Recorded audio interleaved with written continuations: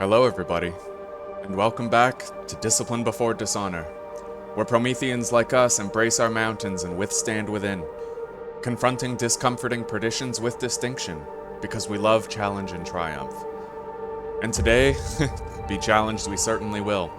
We're playing The Long Dark, probably my favorite game of all time, and to be honest with you, I haven't played this game since before Tales from the Far Territory Part 1 came out.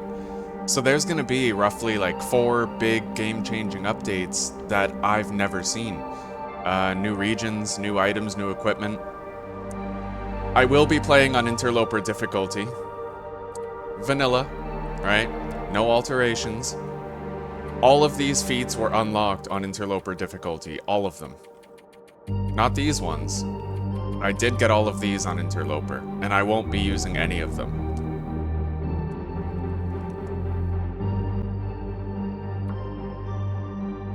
Alright. Let's hope we have a spawn that's merciful. Forlorn Muskeg, huh? I've had worse. Let's find our way to either Broken Railroad or Mystery Lake. We better get moving. It won't be too long before we start freezing to death out here.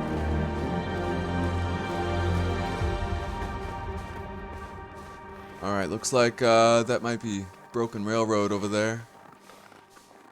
Let me try to get a closer look. No, that's actually the Forge. So Broken Railroad is going to be over here. And that's where we have to go first.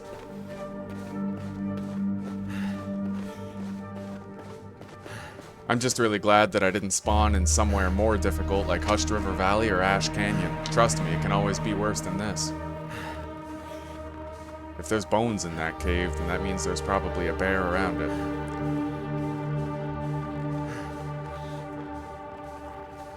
By the way, don't forget to check the pinned comment down below for the word of the day and a health cookie. Forgot to mention it earlier.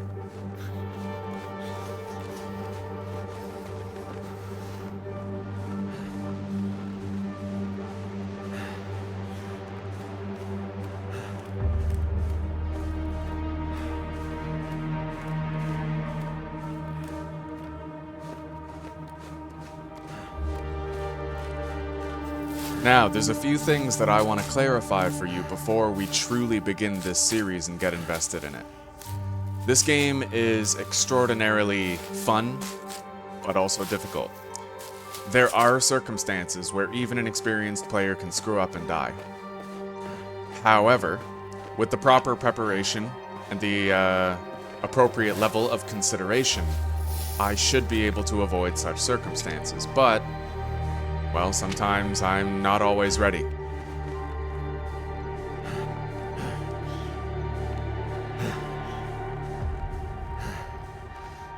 The mechanics in this game are very unforgiving at first. A lot of games, I just kind of turn the game on and I start the hardest difficulty and I never play below it, like State of Decay 2, for example. But in this game, I had to actually do a playthrough on Voyager difficulty to start to learn the mechanics. I had to get Faithful Cartographer, the achievement, and map the entire world to learn the geography of the land. I had to learn how to shoot the bow. I had to learn how to craft the bow. I had to learn how to juggle my temperature and travel without dying. Right? It looks so simple on the surface, but this game has a depth and richness to its mechanics that cannot be overstated. So, Just want to lay down for a bit. so we're going to share this adventure, you and I. And I'm going to make sure that if you're coming from a place of relative inexperience with this game, that I prepare you for the arduous challenge of learning how to adapt to Interloper difficulty. I'm excited about it. But the thing you need to know about this game is that when I fuck up, I will die. So we're gonna have to hope that I can go as long as possible without that fuck up happening. This grass looks beautiful. It looks way better than it used to.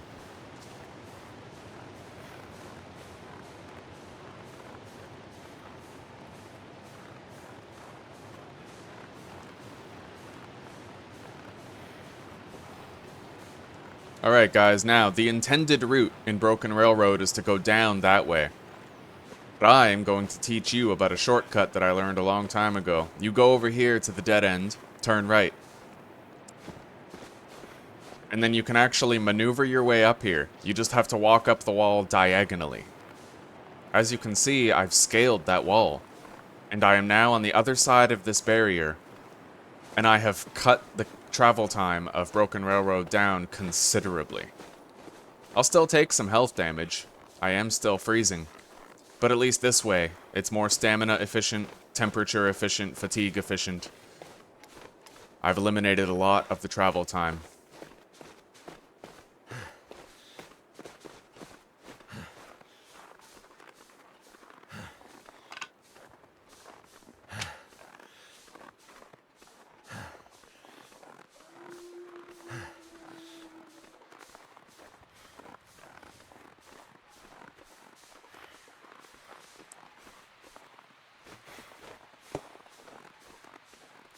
Now, if a wolf does start chasing me, it's not necessarily a death sentence. There are ways and means that you can lose a pursuit, typically through terrain. Wedging yourself into a fallen tree limb, or jumping over a ledge, or trying to diagonally walk up a rock and kind of climb to a place where they can't path to. There are ways and means of negating the consequences of being chased by a predator, but it's not 100%. And in the best case scenario, I will not have to mitigate the consequence of being chased in any form. But if I know this game, and I do, then our success will be defined by those 1 or 2 early game wolf struggles that we just so happen to survive. That's usually how it goes.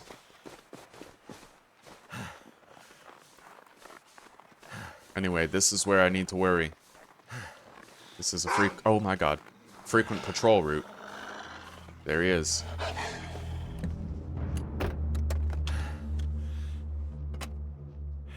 Okay. Let's go. Now, I'm not gonna run. Because in my experience, when you run away from them, they actually try harder to close the gap between you and them. As long as you walk and you let them keep walking, then usually you're okay. You just have to learn how to shut off that part of your brain that's worried about being cold. It's better to be cold than dead.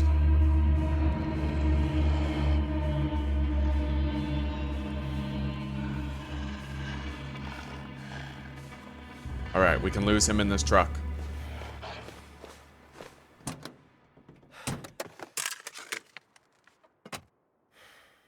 Right, they jammed stuff into visors lately. If he sees me, I have to get out of here, or else we'll get stuck at the door, and I won't be able to get out. Not unless I use that flare and scare him away. I can make something with this. Wires? I've never seen that before. That's completely new to me. Alright. So our next stop is this, maintenance shed over here. Looks like a blizzard is incoming. Lantern fuel and underwear. Beautiful.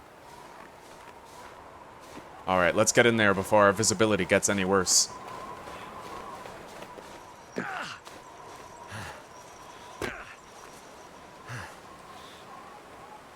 If you can, always try to be industrious and discover new shortcuts in this game. I would argue it's the key to real success. This game is not like Survival Fountain of Youth where the fall damage is so brutal that you can't do things like that. You can. You can rock climb quite a bit in this game to good effect. And beneficial ends. Alright, maintenance yard. We're almost inside. We may not be warm when we get inside, but I'm willing to start a fire if I have to. In fact, it's kind of requisite. Once I get inside, I'll give you your first important lesson about this game. The first thing that everybody should learn. At least the first thing everybody playing on Interloper should learn.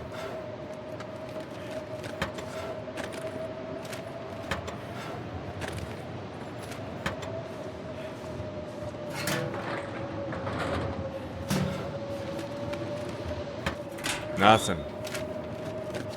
Nothing. Nothing. Well, that's alright. I know what difficulty I'm playing on, and I love it. Okay. We've made it to a shelter. As you can see, we're still cold.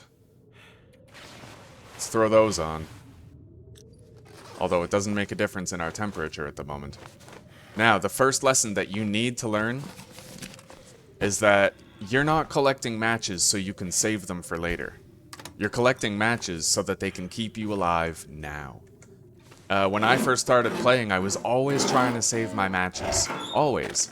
And I would feel insulted if I had to use one. And it's no wonder why I never survived, right? I didn't learn how to survive until I learned how to use the items that I'm finding. You have to be willing to consume everything you're finding, and that's all there is to it.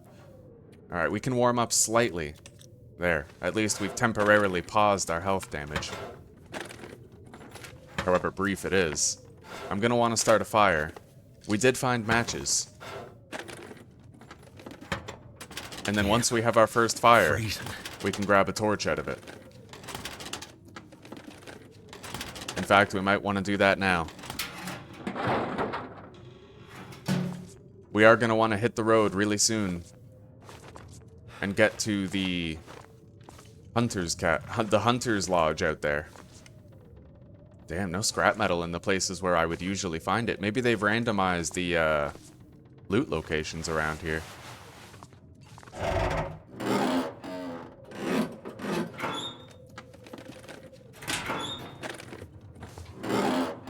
Hey, a pair of socks and a bag of chips. I think that's a bag of chips down there.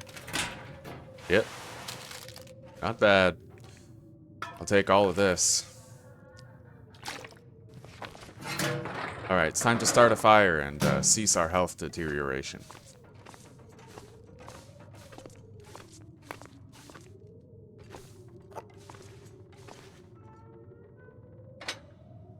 Alright.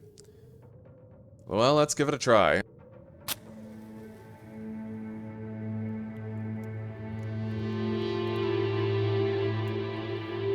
I may fail.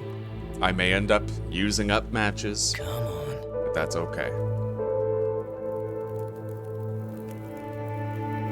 Alright. That should help warm things up.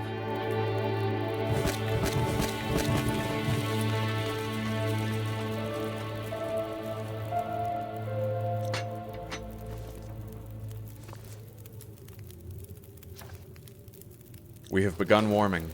There is a blizzard outside. It's quite cold. Now, we're gonna spend time warming up beside this fire. And we are going to try and see if we can prepare something. Alright, we'll boil some water. And we'll craft a torch.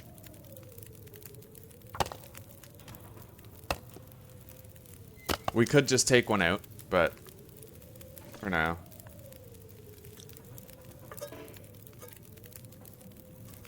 Potable water. Hang on. Cook. Cup of coffee. Well, we won't be using that right now. It's too important to use in other ways. Alright.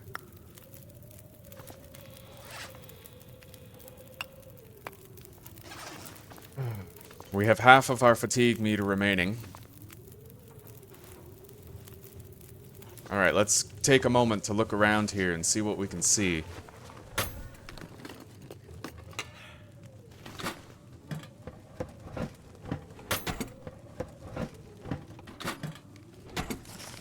I do wish I had something to make a hot drink, but I'll have to do without.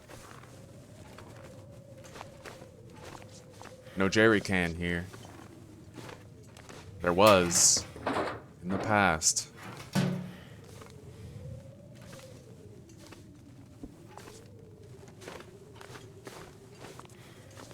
Oh. Okay, new location for it. I've never found loot right there before. It's a good thing I always retain the beginner's mind.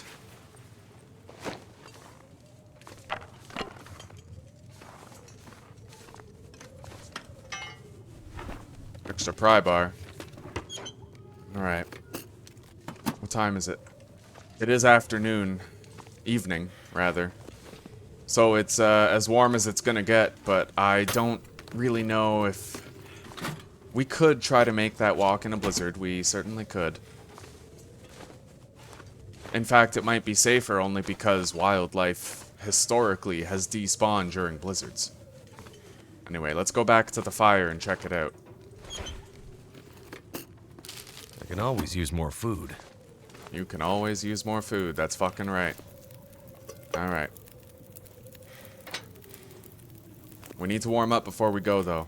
I'm gonna use a piece of coal and expedite that process.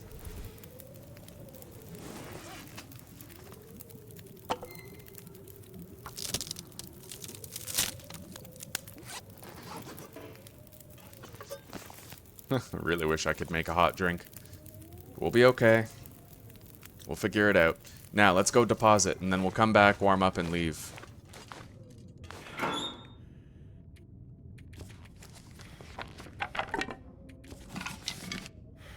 We'll keep one. We're gonna want to shed as much weight as possible before we go over there.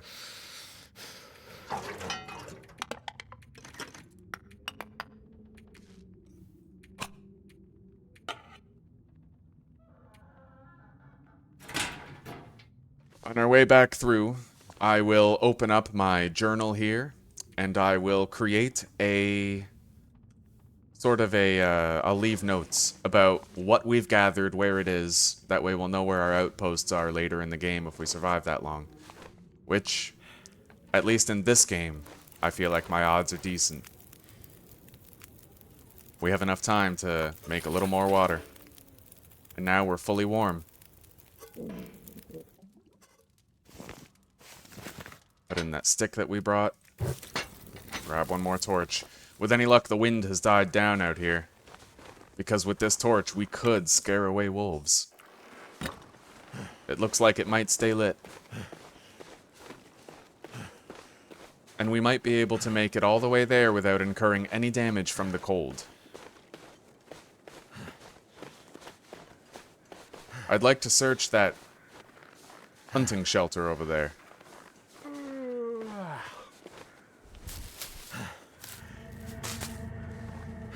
Oh, new music.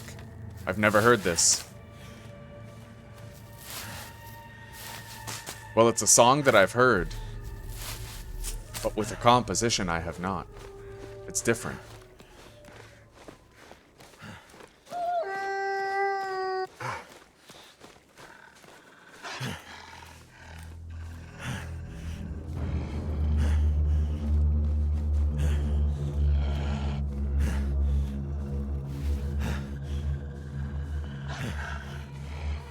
Alright, I have to get rid of him. Come on! That's right. A lot of people believe Interloper is unforgivingly cold, but as you can see, the beginning of Interloper is actually quite forgiving. You just have to be walking around at the right time of day with a torch and a hot drink, right?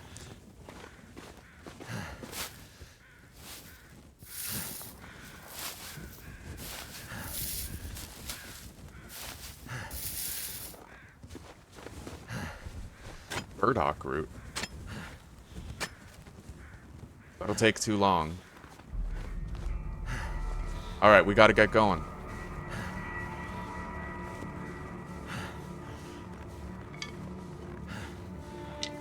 I don't know what the burdock root is used for, but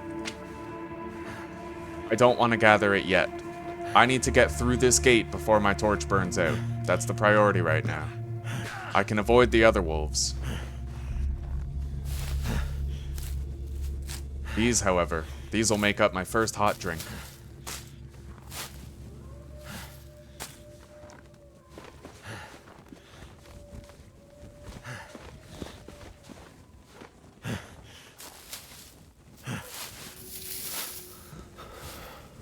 We'll get a meaningful rest once we reach that Hunter's Lodge up the hill. We'll get some health back. Maybe even all of it.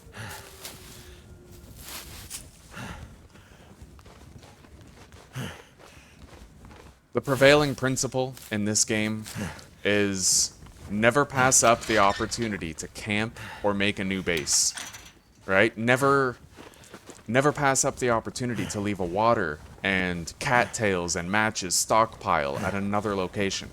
Make yourself an outpost. Make yourself 24 outposts. Shed the weight that you're carrying. Don't try to hoard everything and get to your main base location. Have several bases. That's how this game is supposed to be played. That's it for our torch. But we'll get home before any serious freezing starts. Let's conserve our stamina for now. We may have to outrun predators. Know if the hypothermia wouldn't kill me. And let's take a moment to appreciate the fact that we found a fire striker in that hunter's blind. That could help us out considerably. What's the durability anyhow? 84%.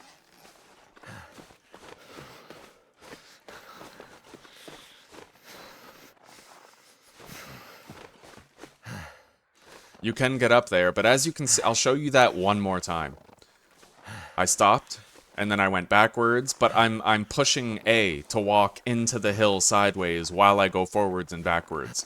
You have to sort of diagonally shimmy your way up there, right? That's how terrain scaling works in this game, and once you master that trick, your survivability becomes amplified significantly. Alright guys, I'll be back in a second. My Lord Cat King wants to be let outside. Alright, Prometheus is outside. Now, no more distractions. Yes, I named my cat Prometheus, but it's because he was homeless. And I kind of rescued him. And I call him Prometheus because having been homeless, he had a difficult life. He embraced his mountain, as it were.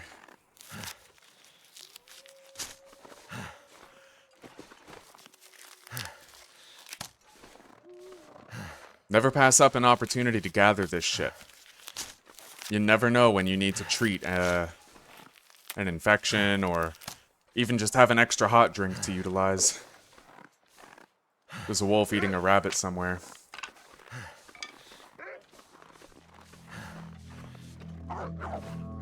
Uh-oh. Oh, thank God. Okay, he's attacking the rabbit. This shit's horrifying. I can't grab that mushroom. I don't know why. I don't care. Let's go.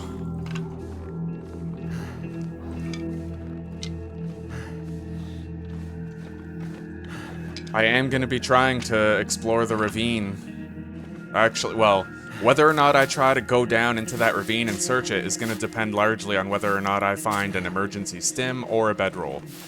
I need a way to get the hell out of there. And the game doesn't always give you one.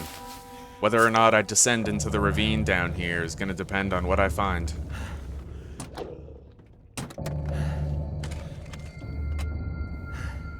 What did I say in my State of Decay playthrough? I said, fortune doesn't favor the bold half as much as it favors the prepared. I believe that deep down in my gut. Competence will always outrank luck.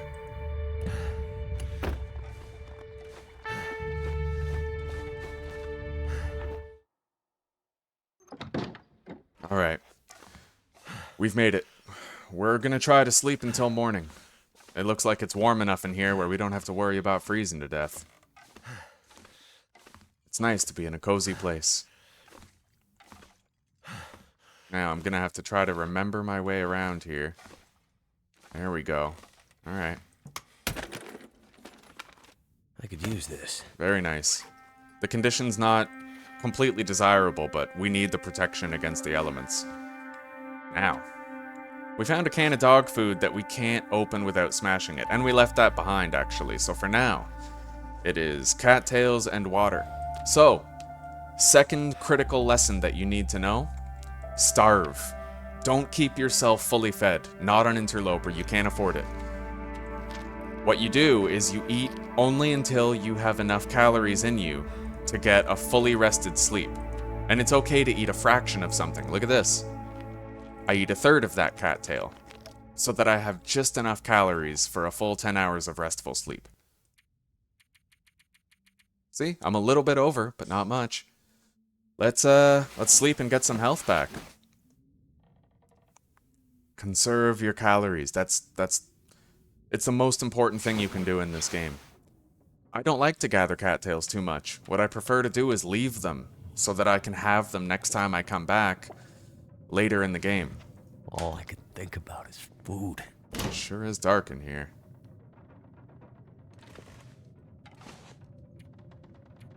We'll pass time until dawn, when we can see. Alright, we're good now. Emergency stim, that's our way up the rope, so it looks like we're going into the ravine here. There is a climbing rope. I remember seeing a climbing rope inside the maintenance shed. So we're gonna grab that rope and we're gonna make the climb down into the ravine where we'll find some really good shit, even on Interloper. The most difficult part of this game to learn is responsible resource management. Knowing how to use what to accomplish what.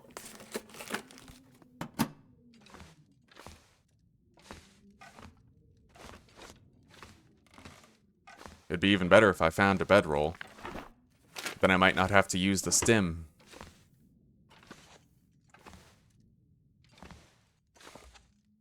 I see nothing of interest.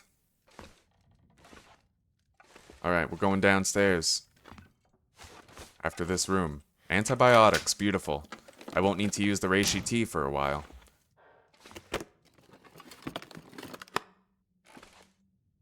Okay.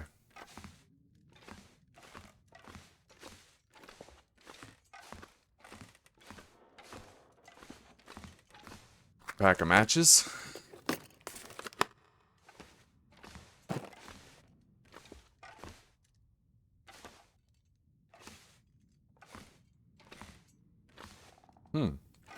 Maple syrup, look at that.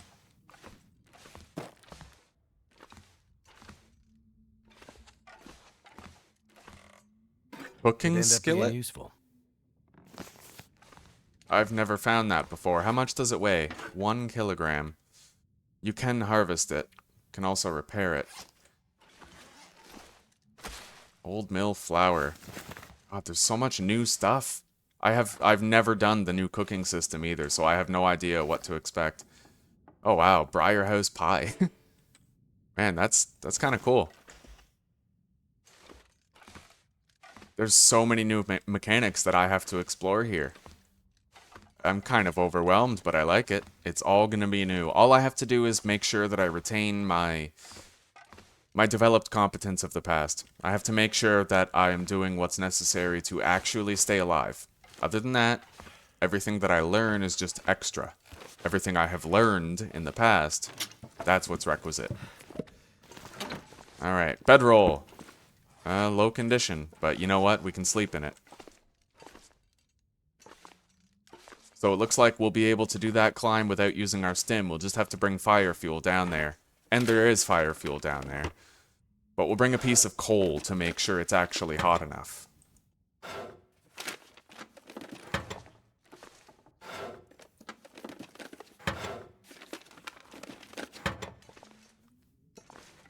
I really hope I find a hammer soon.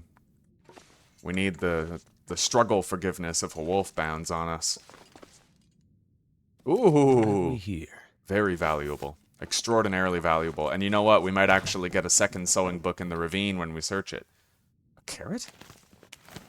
Oh my god. What the hell?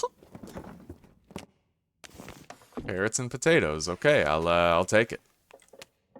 You can't eat them though. Only edible when cooked. A base ingredient in many recipes. We'll shove that in a drawer somewhere. This you can eat. Alright. Oh, we found a bedroll and some food down here. I can't complain. We're gonna craft a bandage before we need one. Usually a good idea. Alright. It's just about time to head out of here. Let's find a container that we can use to store this shit. Sometimes there's a backpack here that you can use, but given our absence of that container, we'll go upstairs. And we'll... Ooh, you know what? We have this right here. So, we're going to make a little stash here. We're going to put 6 matches, 4 cattail heads, for firewood, 16 sticks. The book we'll use to start our next fire when we require it. And we'll leave behind the food items that we don't know what to do with. Cooking oil, old mill flour, too heavy to take with us. The cooking skillet, as much as I want to use it, we're not going to be cooking food very much. And I believe that a cooking pot would be more conducive to warming things up that are in cans, right? So, yeah. Alright, what time of the day is it? We still have some time before it's the optimal temperature to make that descent climb into the ravine. So we are going to prepare some medicine. It'll weigh less that way anyhow. Now let's prepare the rose hips. Now we can make hot drinks if required, which it will be required. Okay, now we're going to want to go to the maintenance shed after we rest, and we're going to want to walk the whole way to conserve our energy. We'll grab the climbing rope, climb down. Let's see here. 1 hour of sleep. 2, 3, and some change. Alright. Well, we had just under, but that's okay.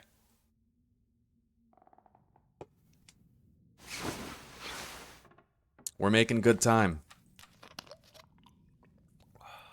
Damn, we're almost out of water. But we still have our can. We don't have to worry. My stomach is eating itself. Alright, we're gonna have to document what we left here. Oil, skillet, flour, fir wood, 16 sticks.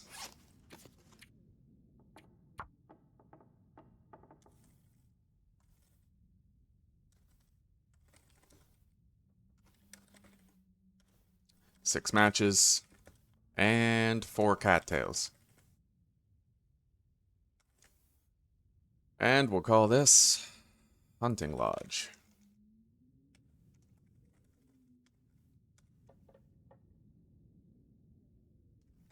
This is all there is to it, guys. That's how you keep your inventory minimized. Broken Railroad. Hunting Lodge. Done. We now have a documented stash here. And we can return anytime. Let's get moving. With as little sprinting as possible. Look how warm it is right now. We gotta take full advantage. I wonder if I can even get over this. Alright, we'll go around. What the fuck is that? Yep. Not today, pal. Not today.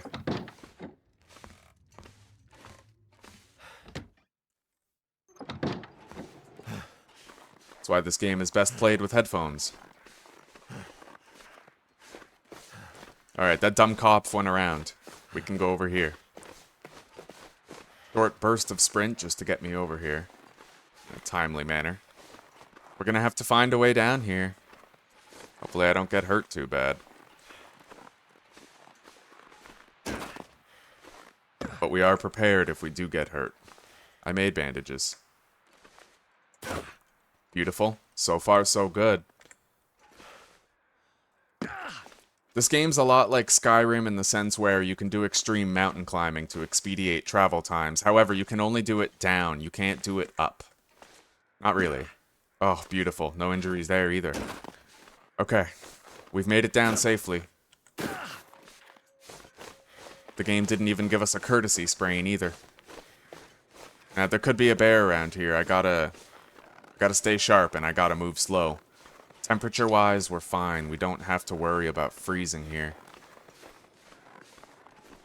And we'll start a fire at the base of the ravine. Once we get there, but we're gonna need a climbing rope first. And we know where to get one. Let's grab these sticks. There's too many in a small cluster to pass up.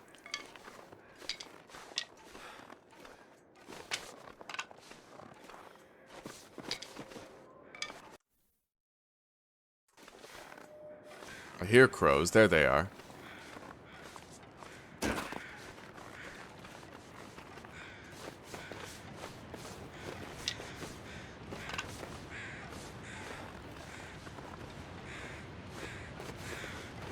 We have coffee and a bedroll. We couldn't be more prepared for this. We just need to go grab that climbing rope. We have been extraordinarily fortunate loot-wise. It's not always like this. Alright. Let's make our way over to the maintenance shed and grab that rope. We are, as I said though, gonna have to try to remember not to sprint. We need to conserve our energy. Conserve our strength.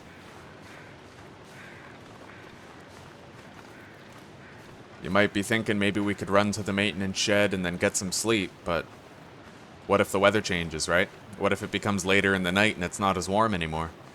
These are the types of considerations you'll have to make if you want to survive long term. It's better to walk, sometimes.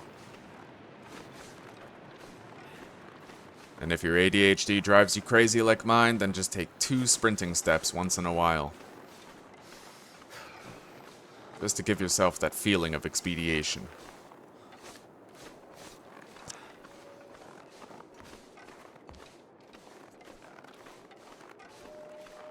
Alright.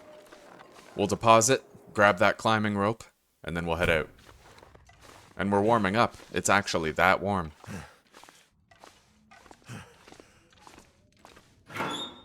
Alright. I think we're ready. Let's go grab the rope.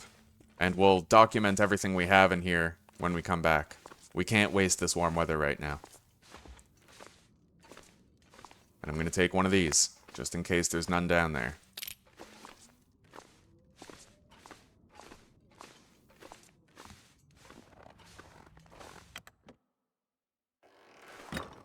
Oh, the weather has turned to very foggy.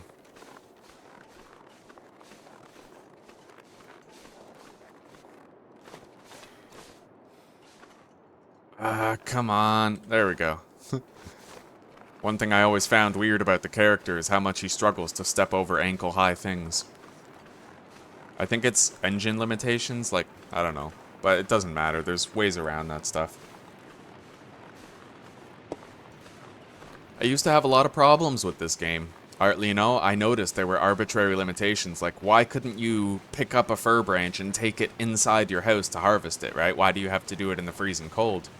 I always thought there were arbitrary limitations asserted upon the player to create artificial difficulty. But I think more so it was just engine limitations, and honestly, Raphael, the lead developer, he kind of prioritized Wintermute and his story, because that was what he promised people in the Kickstarter. I resented that for a long time because I felt like survival mode was very neglected. But after he finished Wintermute, he passed the torch on to a woman named Rachel, I believe, who is now lead developer and project manager of Tales of the Fire Territory, where survival mode is acquiring its much needed TLC, you know? I can't complain. I'm happy with the direction that the game is going in lately. Anyway, we have full stamina, we're ready for this climb. Let's get down there. We don't need to take the pry bar with us, I don't believe. And that's it. So, take a swig of coffee, not the whole thing. That way you'll get the most out of it. This is a long climb, man. A very long climb. If I didn't find the bedroll and the coffee, I wouldn't even be prepared to risk it. But we have everything we need to ensure we can do this. As you can see, we still have... we only used 10% of our coffee. So that coffee can help us with another 10 rope climbs as long as we're willing to ration it out in sips instead of drinking the whole thing at once. It's a little cheesy, I admit. Gotta eat soon. Now, it can't be argued that there are arbitrary limitations placed on the player, so the player just needs to have some arbitrary allowances. The way that I scale terrain by walking diagonally into it, I'm sure the devs didn't intend for that, and I'm sure it's just an engine limitation. But it does make realistic sense that a human being would be able to climb, right? So, I try not to feel too guilty about it. This is a survival game with existing mechanics, and it's not like I'm uploading my save and cheesing it like that, right? I will accept death if it happens. I'm just a little creative in my traversal of the terrain is all. Denial intensifies, yeah. I like to think that some of you watching would not paint me with too pitiable a brush, right? Maybe you understand my point of view. Certain things are just, I don't know, they seem okay. You notice we found another stim? That's beautiful. So we have 2 stims from one region already, just because we were willing to make this climb. Alright. Can't feel my feet. We are going to be cold to the point of health damage soon, so let's try to hurry this along here.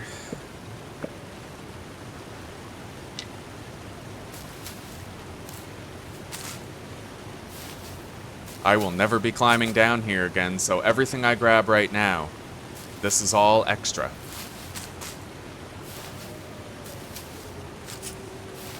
It's not like the climb in the ravine region, where I may actually do that again when I want to explore Bleak Inlet. This is a place that I will never again come to. I'll come to Broken Railroad, but I will not climb down here. So it's imperative that we get the most out of this, and really give it a thorough search. Collect as many feathers as you can in the early game of Interloper, because you're going to need them. You'll have to craft your own bow and arrows. You won't be finding any firearms. Pray you can get good with it. I more or less think I've learned how to aim with the bow. So when the time comes for me to start hunting animals, I will teach you how to shoot with it and get headshots every time.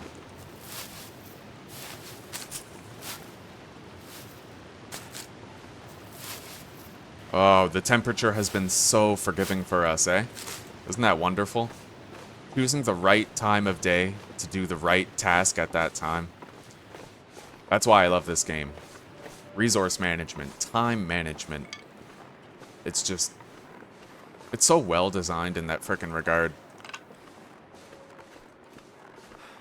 And honestly, whatever reservations I have about Raphael and the way that he prioritized story mode over survival mode, if this is the end result, then thank you, Raphael, for existing and doing what you've done.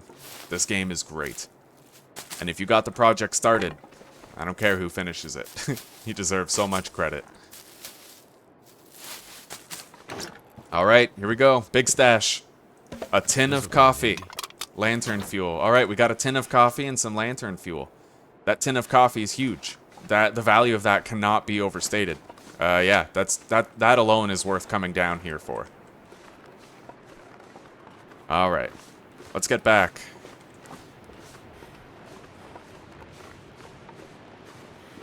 I dare not do that rope climb without getting some rest first.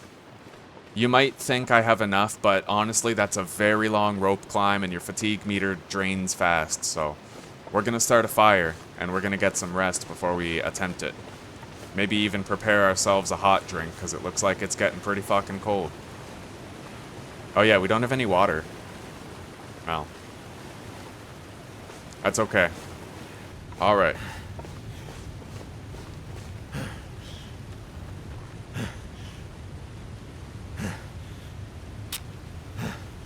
Start a fire here.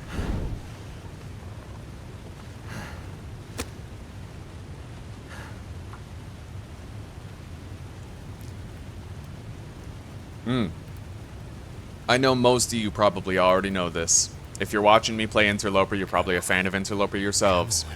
But just in case anybody doesn't know, use a match to light a torch and use the torch to light a fire. Because then if you fail, you don't waste the match. You'll still have the lit torch to use. Now, let's prepare some water. And let's not forget to put some fuel in here. Coal. That ought to warm us up real quick, huh? Alright, so we have 40 minutes. Let's just get an hour of rest. I don't really care about calories or getting health back right now. This is more about making sure we're prepped for the rope climb. Alright, potable water.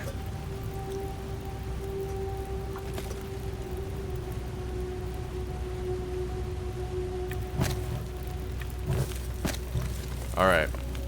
Another hour.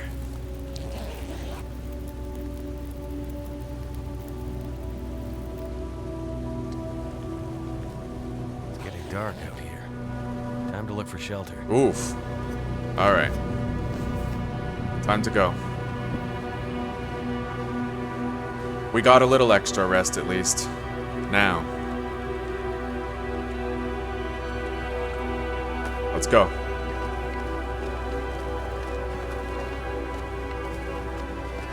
I'll stop at the ledge, get a little bit of rest, and collect the wood up there.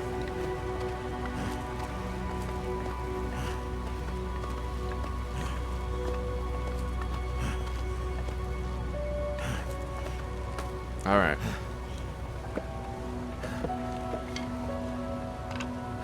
Can you eat trees? We'll wait until our stamina comes back, and then I think we can do the rest of the climb without drinking any coffee. We will be slow, but as long as we're max stamina, it won't matter. Let's pass time, just for a moment. Stamina is just about full. Resource management, my friends. And it's important to remember that your temperature, your fatigue, your water, your food, your health, those are resources you can manage to your benefit too. It's okay to lose health in the accomplishment of a task. You could think of it like you're trading health to complete the task. Resource management does not just mean items. It means vitals. Alright, we're gonna save our stamina just in case we get bounded upon by a wolf. We need to be able to make a dash for that maintenance shed. We found some suitable clothing. We may be able to keep warm while we sleep in there, without a fire. Hopefully. I hear the howls of death.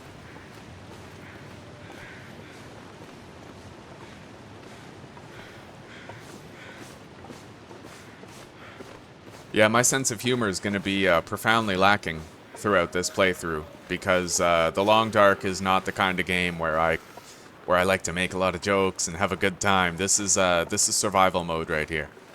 You're always in danger, and you always have to consider everything about the decisions you're making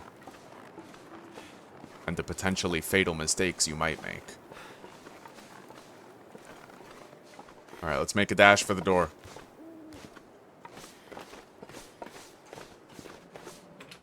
Okay, the ravine has been searched. Oh, geez, it's dark. Alright, I think I can find my way to the bed despite that.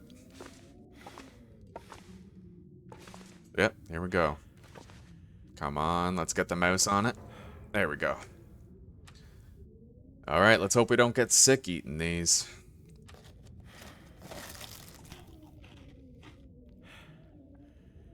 Nice. Spared the consequences. So that's 750 calories. We have the water we need to get a rest. Now let's get a little more.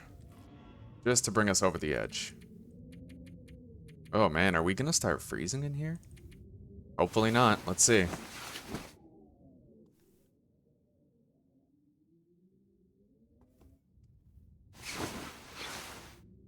Oh, thank God. Alright, I was worried there for a second. I was like, man, how cold is it gonna get? Anyway. I could eat a horse. We're fine for now. That music seems way too ominous for the moment.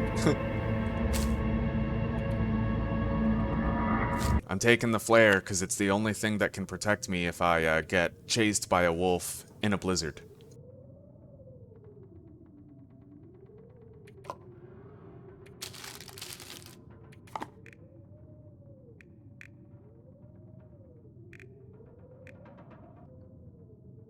Beautiful. Okay, as you guys can see, that's all there is to it. Travel the world, find the notable loot locations, create outposts and stockpiles, take inventory of those stockpiles as you progress. That's truly all there is to it. Okay. Now we have to get going. Sure is fucking dark in here. Now, where is the bed? Here it is. Alright, I don't think we're gonna end up warming up to enough of an extent where We're just gonna have to get going, even if it is as cold as possible. Let's go. You know what? I'm gonna take some of this coal with me. If I can find that shit around here. It's gonna be hard. There we go. Good. Okay.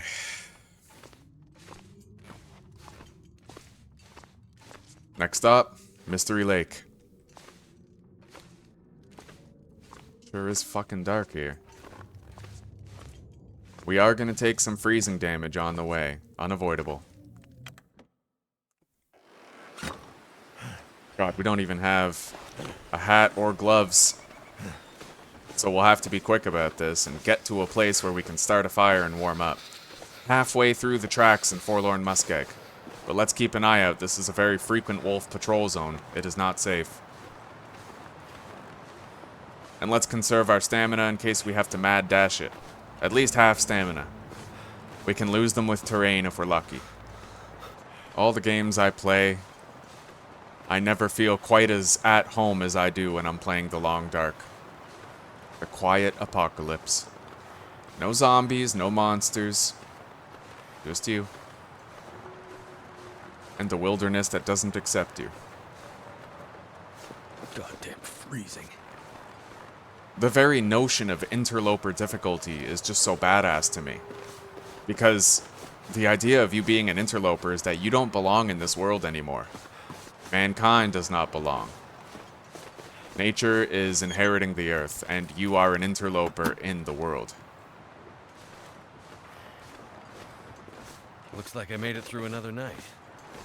To many more, my friend. Alright, no frostbite risk so far, but that can change at any moment. I introduce you guys to the moment.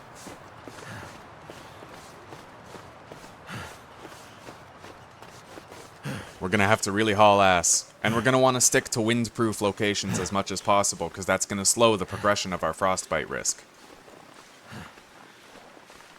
We may have to start a fire before we reach the halfway point of the train tracks, but I'm hoping that we'll reach that train car before our frostbite risk becomes so bad that we have to stop and make an impromptu fire. As you can see, that shortcut works both ways, but it's designed to work when you're leaving. It's not designed to work when you're coming into the region. So now that you guys know how to climb up here when you're coming into the region, you'll be able to use that shortcut going there and back again to and from the maintenance yard and the hunting lodge. Invaluable shortcut. And with the knowledge of terrain scaling, you will find that you discover many, many useful shortcuts through the regions. Oh god, that frostbite risk is climbing. We can't afford to get frostbite, so... Temperature's minus 23, and very little of it is the wind chill. Oh, not today, Bambi.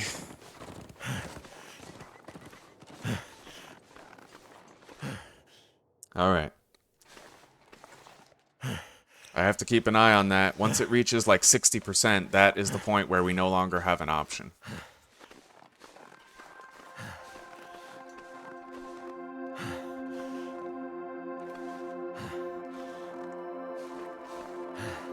What really used to make me hate this game was the sense of prevalent panic that I was always under, right? Always so terrified, so afraid, so stressed. My cortisol spiked at every moment. But you gotta learn to dial that shit back.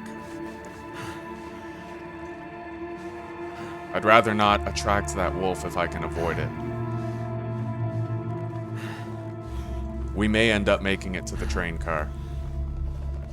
Hopefully. We just gotta keep moving. 46%.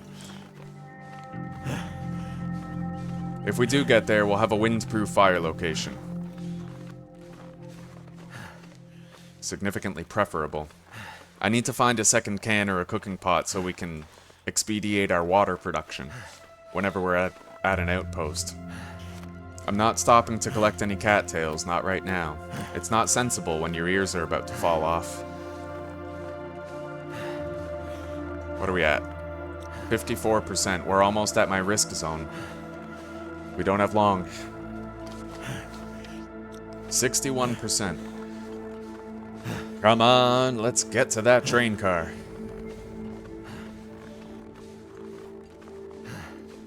It is my danger zone, but the train car's right there, so we'll reach it. You never know, maybe we'll even find gloves or a hat in there. And there's no one saying that when we get to the camp office, we can't craft ourselves gloves or a hat.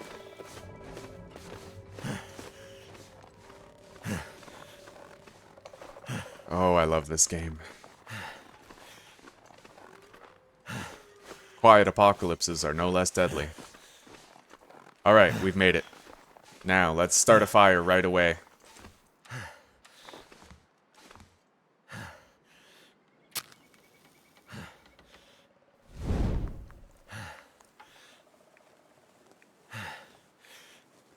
We don't have a book to use, so it looks like we're just using a stick. Son of a bitch. Come on.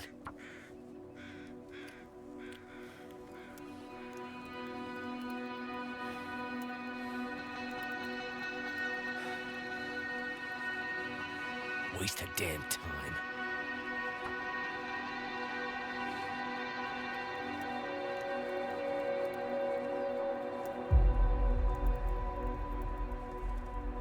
Come on.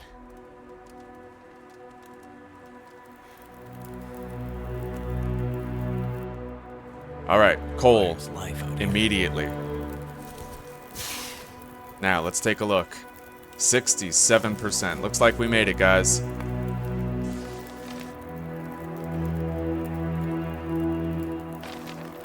Memento cache, huh? In Forlorn Muskeg. Gonna be a long time before I go out in pursuit of that.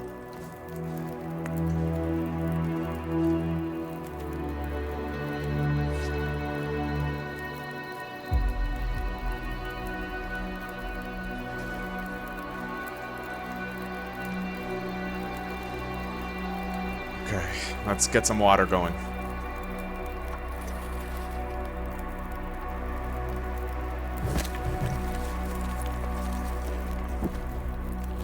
Sleep for 1 hour, warm up, boil that water, get rid of our frostbite risk, and then we'll search the perimeter of the train car.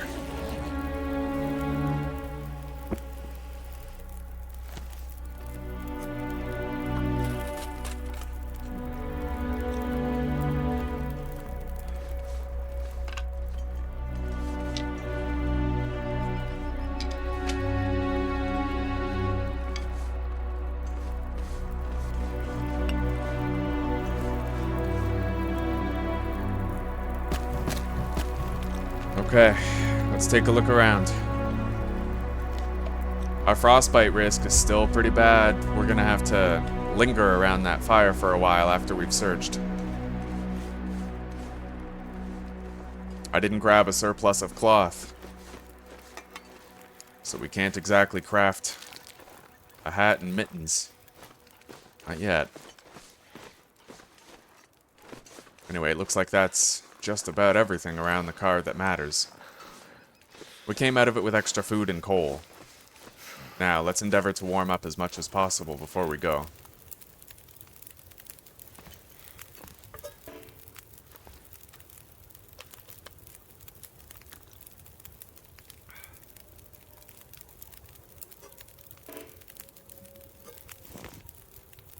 What's it at now, huh? It is going down.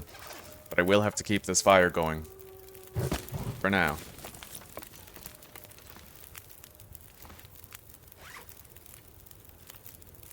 I think we're safe from predators in this train car. I don't think they actually come in here. Alright, we can layer up a little extra.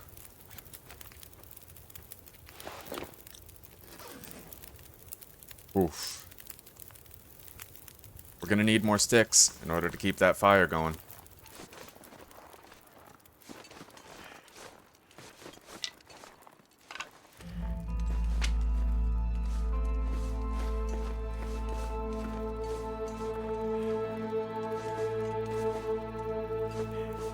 Kind of slim pickings out here. But we'll use the coal if we absolutely have to. If it's that or dying, then it's no contest, right?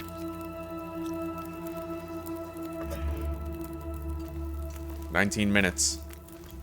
Till that water's ready. We've reduced our frostbite risk a little bit.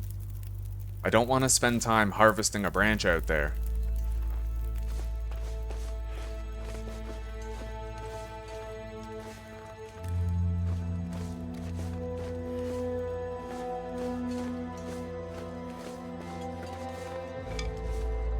I will get more sticks in the same amount of time this way. But let's watch out, I've been ambushed by a bear here before.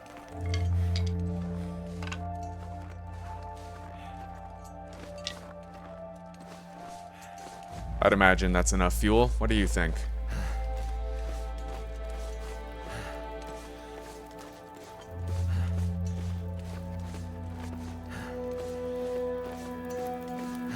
Alright.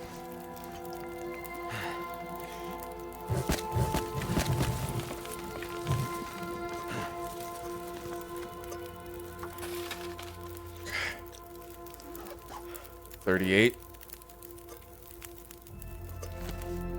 Frostbite risk cured. Yes! Alright, guys, we're ready to continue. Let's grab this water. And then, you know what? We're gonna make a hot drink to help us on our way.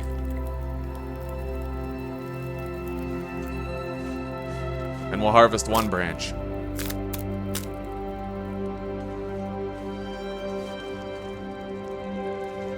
No afflictions. Alright, we'll take our rosehip tea, put a little extra fuel into the fire. And then take 2 torches that we can use on the way. On top of our hot drink. We will be comfortable for temp. Alright, let's drink it. Alright guys, let's hit the road. We are a little tired, but we'll get there. Now, do we go to the camp office, or do we go to the trapper's cabin first? We have to backtrack. Oh, you know what? No. We should go to the camp office first, and then work our way. We'll go camp office, fire tower, and then trapper's cabin. And then we'll go from the trapper's cabin to Milton, and search the Milton region. At which point, we will come back to Mystery Lake, and proceed on our way to Pleasant Valley, gradually making our way toward Timberwolf Mountain and Ash Canyon, and Black Rock, where the real loot is. So that's our plan. That's our roadmap. Mystery Lake, and then Milton, and then back to Mystery Lake, through the ravine, doing the rope climb and all that, getting the stim. We have a game plan. I need to watch out, though. I have been ambushed by a bear here. I might be able to lose the bear using this, you know, these fallen trees. Sometimes you can sort of tangle yourself in them and lose the bear, but you're taking a chance every time a wild animal starts running at you. There's no guarantee you're going to succeed in losing it. I want those feathers, but I'm not going out of my way for them. Least of all in a territory where bears are known to wander. Alright.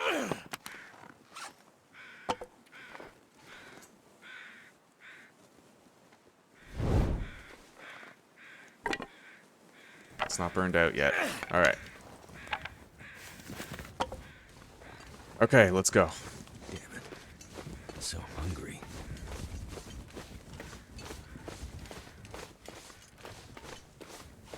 I hope that you're learning from my playthrough, and I hope that you're realizing it is possible. A lot of you already know that, but I remember what it was like when I first started trying to do Interloper and I could barely make it one day. In fact, there were times I died before that first day ended.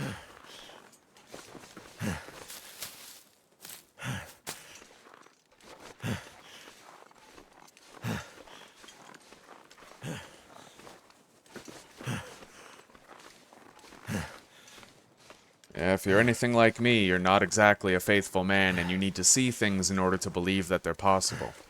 So hopefully seeing me succeed here will give you a renewed belief that maybe if you practice hard enough, and you study the game's mechanics long enough that you, too, will be able to succeed.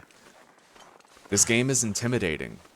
It seems basic, the graphics aren't hyper-realistic, but what this game lacks in graphics, it makes up for in gameplay, immersion, mechanics. It's a beautiful experience. And there is so much to unpack and learn here. It'll keep you busy for ages.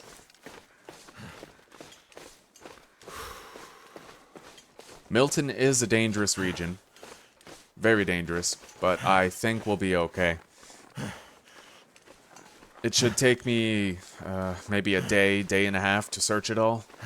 I don't go up the road to the summit of Milton, near the entrance to Hushed River Valley. I don't go there.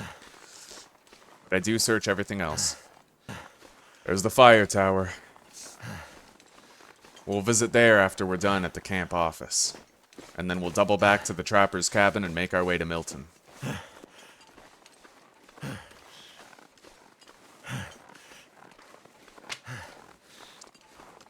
I'm gonna have to remember, when we're headed to Pleasant Valley, I have to grab the rope from up there at the Rabbit Grotto. Because there's not always a rope over there in the ravine region. So I'm gonna have to bring the rope from here to guarantee I have one. I don't want to have to backtrack.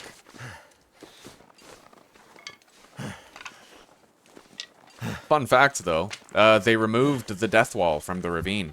I managed to climb all the way down. I broke like 7 legs doing it, but I still managed to get down, you know. Well, while we have the fire, we may as well try to start one.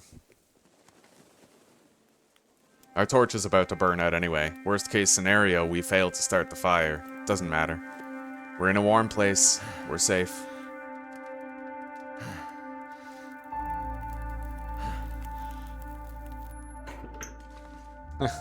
We got it, alright.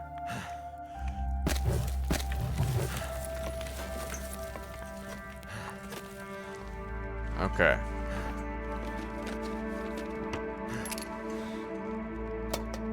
There's gotta be something useful in here. Oh yes, that's very useful. There's our second can. We can now make twice as much water at a campfire in the same amount of time. Cooking pot, beautiful.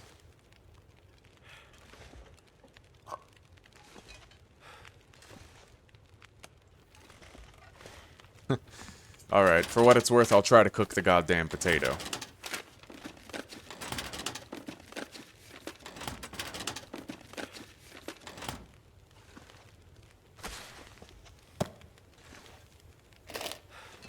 Jesus. A lot of new cooking stuff.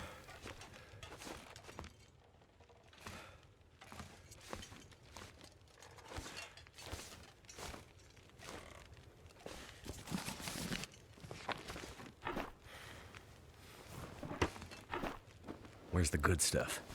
Oh, there's the good stuff. Alright. You know what? We'll wear the jeans as our outer layer. Son of a bitch. Alright. Well, I'm not seeing a magnifying lens in the usual spots. I wonder who owns this stuff. Oh, beautiful. No more frostbite risk on our head. At the very least, right? Okay. Let's go down. After brief little look-see at the crevices. I just need to close my eyes.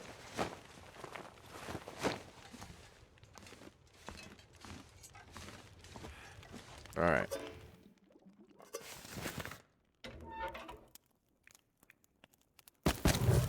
Now, how the hell do I cook a... I mean, I have a skillet, right? Now, do you put the skillet on the fire, or is it just you? Okay, yeah. And then what? Can I cook the potato? 48 minutes until ready? That just seems like a waste of fuel, but Okay, we'll see what nutrition it gives at least, for the sake of discovery. Now, let's deposit here. Start our stockpile. I'll leave the stay on target and sewing books here. We don't need to bring those with us, and we will be coming back after Milton. We're also going to leave these good antibiotics here. They're very high condition. Alright. We're doing good on food. Oof, look at all these cattail stalks, huh? We're going to put these in the next one down. And we'll take like 4.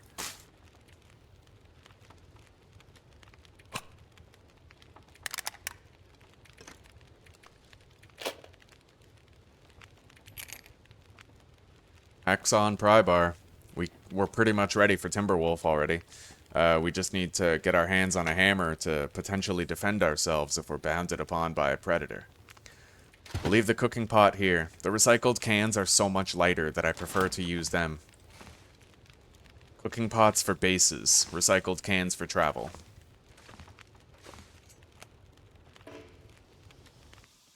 Alright, let's check out this potato.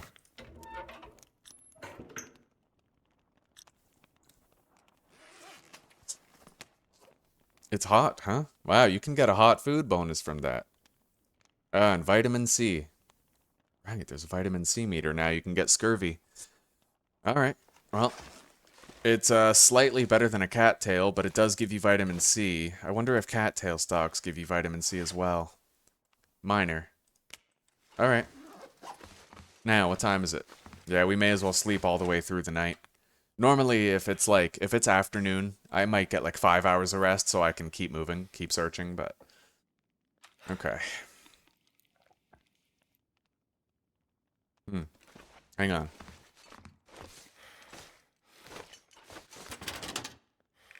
Alright, lower condition food gets eaten first. We're definitely going to want to eat that tomato soup because it is right on the cusp of becoming a bad food. With a much greater chance of making me sick. Even if we have to smash it open, that's okay.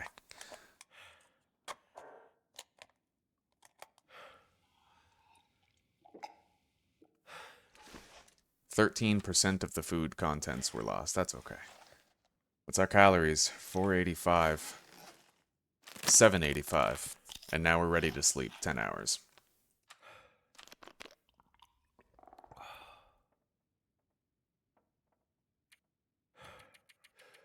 Damn good, too, because we need the health back. Oh, yeah! This game scratches all the right parts of my brain.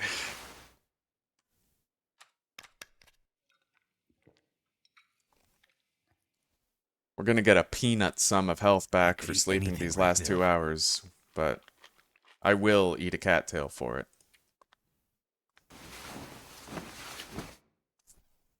Closer we get to full health, the better. Alright. We're leaving in the dark, but that's okay. We're gonna start by taking inventory of everything here. The food we don't have to mark, because we're gonna take that with us, but... Alright. I kind of wish you could access your journal while you were in this section, but that's okay. Alright, 4 coal... Skinning book, archery book, sewing book, and reclaimed wood. Okay, we have taken inventory of everything left at the camp office. We are now free to leave. We don't need to take very much with us. We're not going to Milton yet. We're going to search around Mystery Lake, search the fishing huts. And then maybe climb up to the rabbit grotto, grab that rope. I don't think I'll bother harvesting the cattails. We may as well just leave those there as food to use another day. Fucking beautiful out here.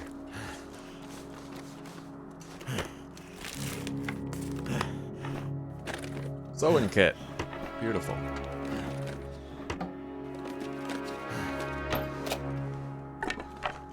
We will want to try to repair some of our clothing later. And a flare. Oh, this was a great little fishing hut.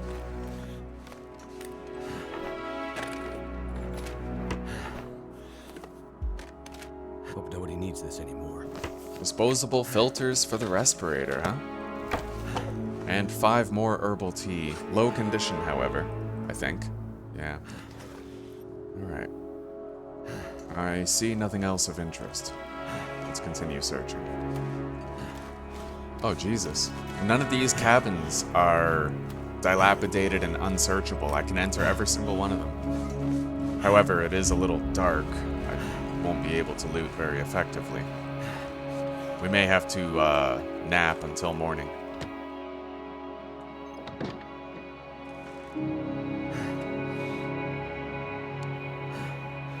Alright. I won't bother eating anything. A little bit of health loss born of starvation is not going to kill us. Barely affect us at all. Now let's just pass time for the remainder until the sun is fully risen. Alright, we're ready. We can search all of this. Every one of these cabins. And find what we can find. If it wasn't so early game, and I wasn't racing against the clock of the world getting colder, I would start gathering metal. But we'll save that for the future. I'm not gonna want to do my forge run until I've summited Timberwolf and searched Ash Canyon. That might seem like a weird way to do things, but trust me, I would rather do those things while the world is warmer.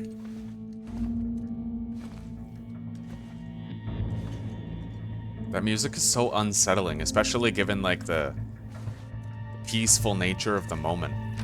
I don't like it. I don't like that.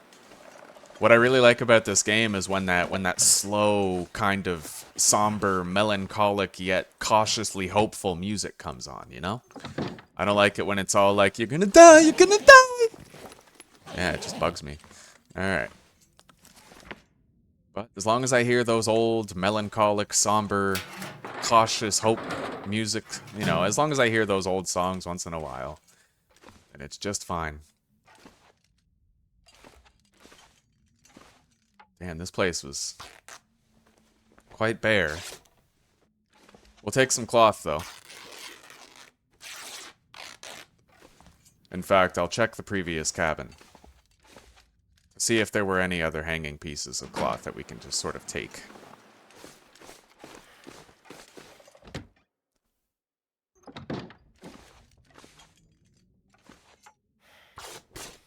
We do need it.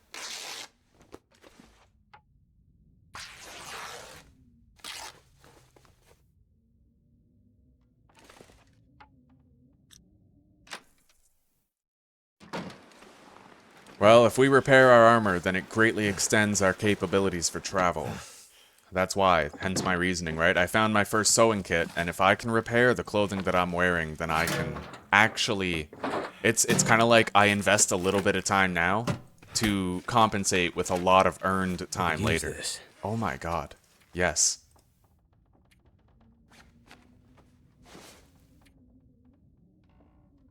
Alright, we'll keep the shell here. Equip this. And then we'll scrap that for the cloth later. Particularly if our weight becomes a problem on this trip, that's when we'll scrap it. Which our weight probably will.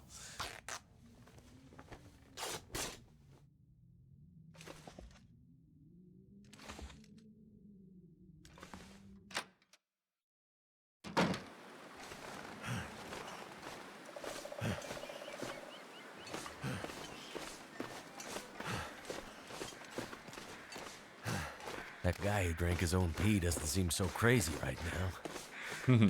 Bear Grylls, isn't it?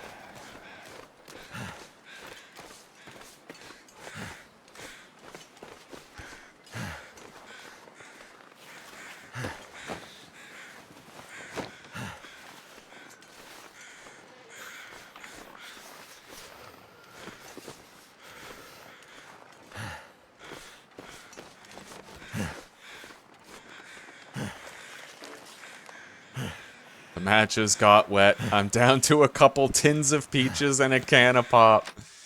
Buddy, if you can't make that work, then that's your own fault. Can you imagine if matches got wet in this game? Oh my god, that would be such a punishing mechanic. I kind of want it. And then it would necessitate that you found a way to keep them dry. Like a specific type of container or, you know, crafting something. But my god, that would make things a lot harder. It would just add another degree of RNG to the game. Like, you already have to find a bedroll, you already have to find, you know, coffee and all these things that... Clothing, right? Like, they don't need to add more things that you have to find and only have a small chance of finding. After we're done searching here, we'll rest until evening. And then that will make it nice and warm, you know, provided we don't get a blizzard, for our trip to the fire tower. Need to find some place to escape this cold. And then the trapper's cabin.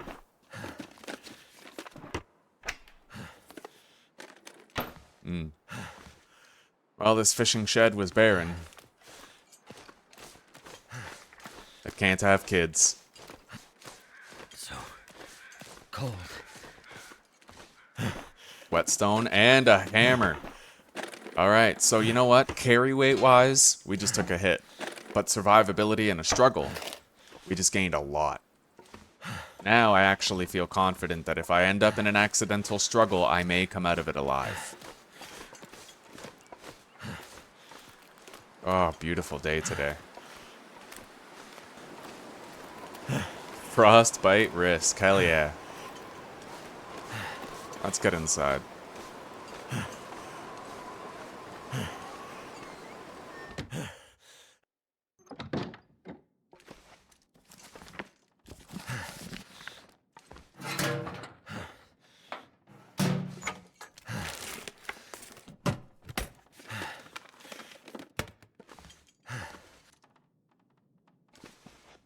I should have been looking around these chairs, because sometimes they do stuff loot around there. That's okay. Now, we should warm up a little bit. Just a little bit, just to get us back.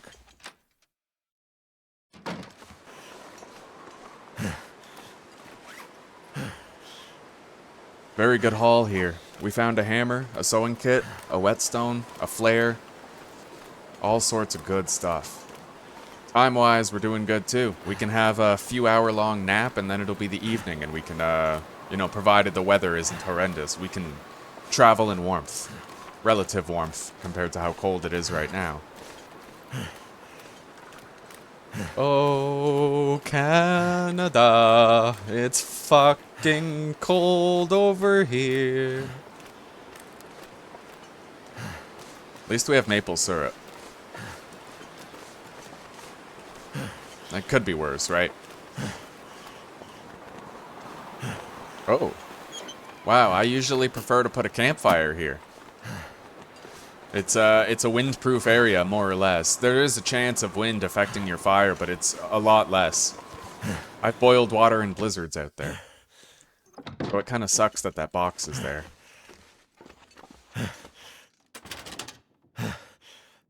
Alright. Another flare, whetstone, and sewing kit. Alright. Camp office is pretty stacked as far as loot goes.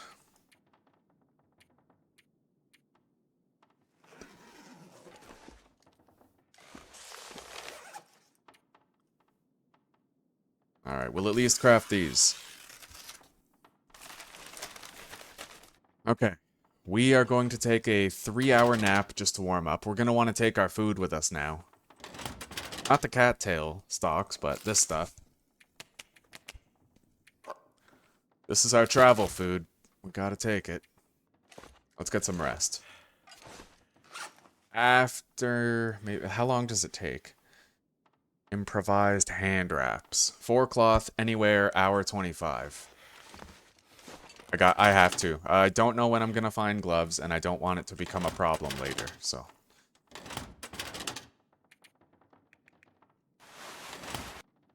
Hand wraps, let's do it.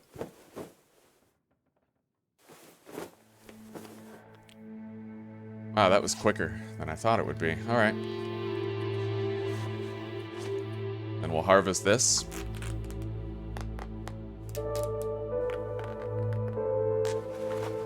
Alright, we no longer have to worry about frostbite risk.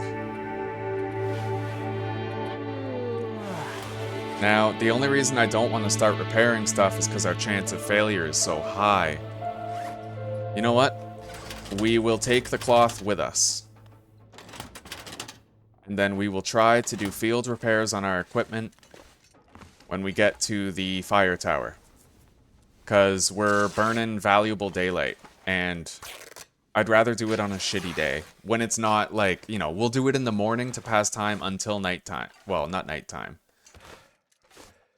Let me compose that thought before I try like an idiot to deliver it. We will get to the fire tower, and in the morning tomorrow, when we're waiting for it to, you know, become noon and get a little warmer, that's when we'll repair our clothing. Alright. Now, we're gonna get, let's say 3 hours of sleep. Let's eat a carrot. It's 2 hours of sleep right there. And then we'll eat half a carrot. There. We are low on water. We're gonna need more. We'll get, yeah, 3 hours of sleep. Alright. I just hope we don't oversleep. Hopefully it's still warm outside. Well, looks like we're doing good on time. Okay. We're warm. So, our job right now is to head up to the rabbit grotto and grab the rope there. Where can I find something to eat? Oh yeah, that's very warm. We'll grab the rope up there as well as whatever else we can find, and then we're gonna head to the fire tower. Although we might want to bring the rope back here to the camp office before we do.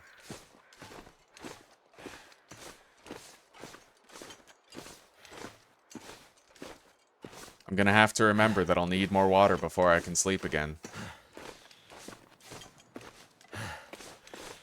So yeah, you just, I don't know, just rewind and watch the footage if you want to know how to get here. You climb up the hill, you turn right, and you just try to stick to this lower area here. You don't go up there, that's sprain risk territory right there. Just try to stay down here. There is still sprain risk, but it's a lot less than if you were hobbling your way across that hill horizontally. Alright. There's a deer carcass over there. I'll grab the feathers around it. Important tip, as long as you yourself do not interact with the deer carcass, then it will not start spoiling, and it will last forever.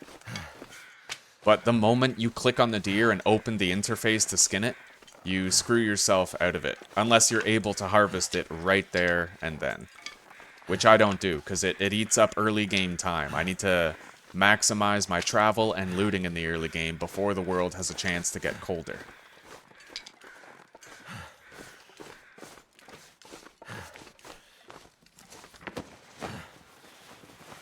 You can sometimes find a fire striker here. Alright. We don't need charcoal. Let's take that rope.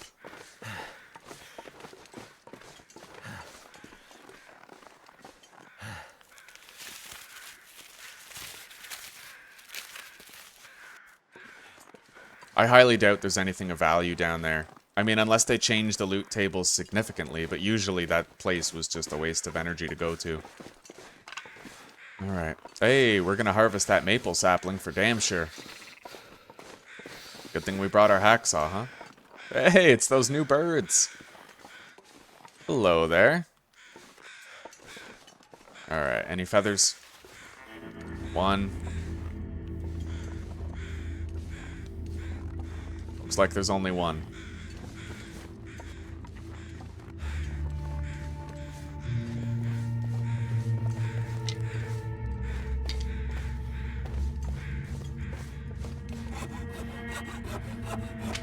Be careful around here, because depending on the luck you get with the spawns and patrol routes of wolves, there can be a wolf here. It's not often, but there can be.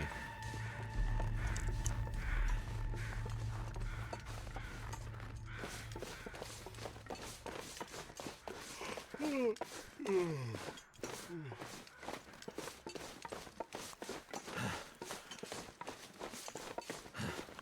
gonna be a little industrious and take a shortcut down here.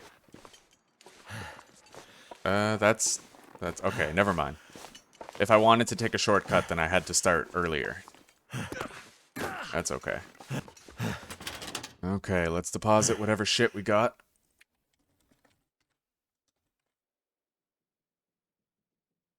Okay. Anything else? Climbing rope.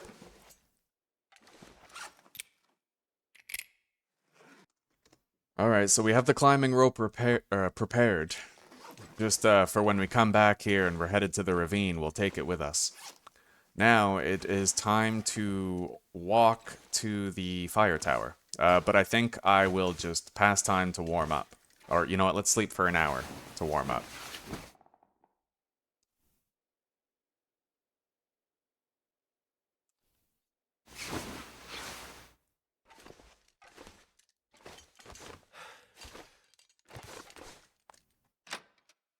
Okay. And it's still not too cold. Look at that, eh? Responsible use of time. Now, it is not responsible for me to be wandering around in fog with that much fatigue. Because the level of fatigue you have accrued determines your effectiveness when you enter a struggle with a wolf to end the struggle. So the fact that I'm tired and hungry means that I'm going to take a lot more damage than I otherwise would if I get into a struggle. But I'll just have to try to avoid said struggle.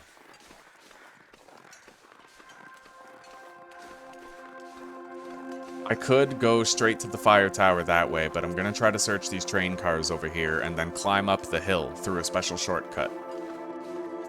It's an opportunity for me to show you that shortcut anyway. Were these trees always here? Those look new.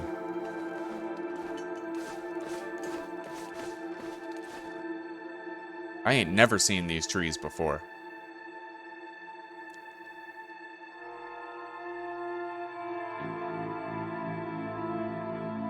We're gonna need more water soon.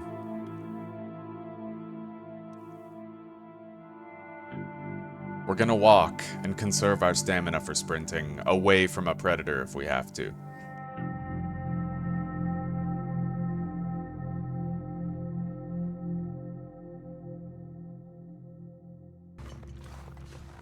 Here's the train car.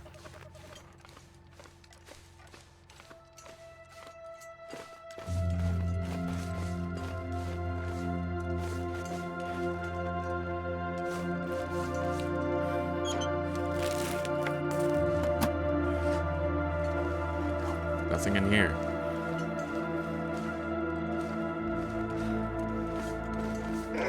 Oh. Alright, we might have to abort this mission. So, the shortcut.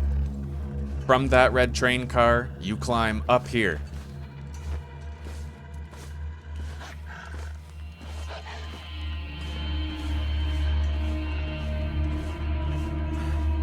And then if you keep going up the hill, you will find this fence, and if you follow this fence, it will get you to the fire tower up above. I think I lost that wolf. Look, as much as I want to search that train car, it's, the loot's not going anywhere. I can check it tomorrow morning after I've had a chance to rest, repair my clothing, and, we'll head straight to Trapper's cabin after that. Yeah, we have a can of soda. That's what we got. So all we have for fire fuel is coal, but I'm assuming I'll be able to dismantle some things up there. We do have the hammer. Can't feel my feet. Would have been wise to bring some sticks with me.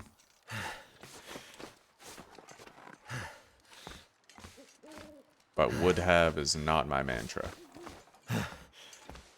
We'll make it work.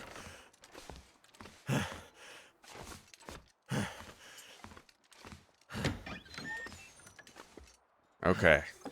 Look at that, another sewing book. Never would have thought to look here. Beautiful. Extra painkillers. Simple tools. Extra food. Got a book. I don't see a mag lens, but there still might be a mag lens located at the trapper's cabin. Sewing kit. Look at that. Okay.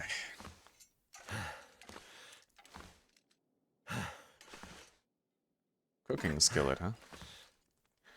Alright. First order of business, get some wood for the fire. Requires light, I'm assuming. Okay. And this guy. Now, let's make ourselves some water before we really end up regretting it. Start using the fire striker, I think. Water. Actually, no, the fire striker's... Yeah, we'll save that for later. Okay. Hey, look at that. Piece of wood on the ground. Torch, book. We have one cattail head, but we did craft additional tinder. So we'd have to get royally screwed over 3 times in a row in order to run out of tinder. And pretty well. we can craft our water in double batches here. So let's toss the cedar. Couple reclaimed wood. And start making water. We'll have to drink this can of soda just to make sure that we're not taking health damage to thirst in the meantime. Now, this takes 30 minutes for repair.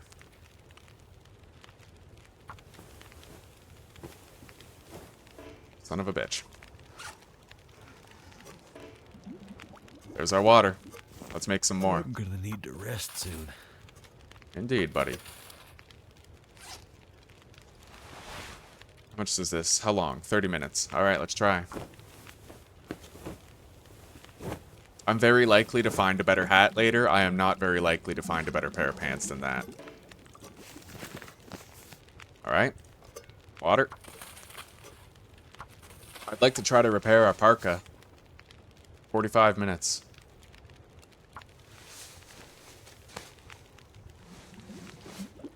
Die if I don't Beautiful. get some food soon. Oh, good. I'm glad that was successful. Now, let's make one more batch of water. And do one more repair.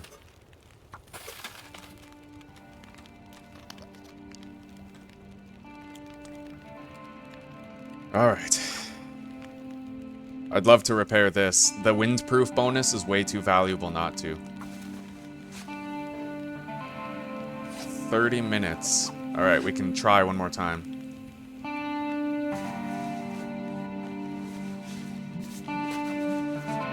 Okay. We managed to repair it a little bit.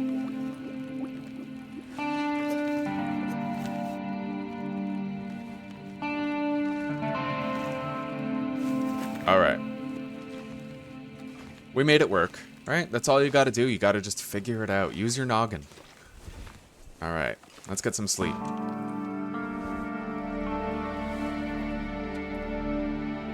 Lowest condition foods first.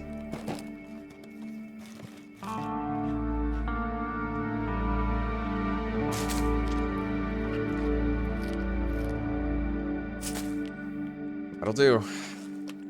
We need 750 calories for 10 hours of rest.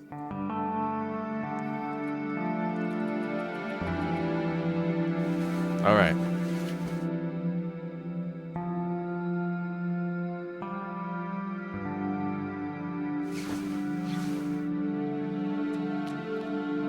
Now, what time is it? And how much more cloth do we have on hand? I've been so hungry in my life. It's noon. We could try a couple more repairs. Son of a bitch. Honestly, if my history is any indication, I can tell you right now, I'm actually having pretty good luck with my repair attempts. Because sometimes you fail 3-4 times in a fucking row. Well, we sure as shit don't want to leave in a blizzard, do we? damages your clothing. Yeah, I don't know if you know that, but traveling in a blizzard damages your clothing extremely fast. Same with your bedroll. It's typically just not worth it to travel during a blizzard.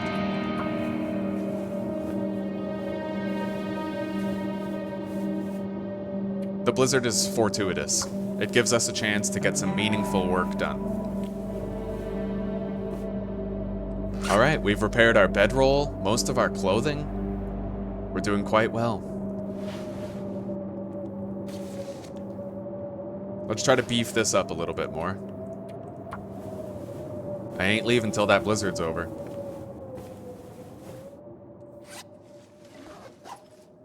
Almost, it's settling down.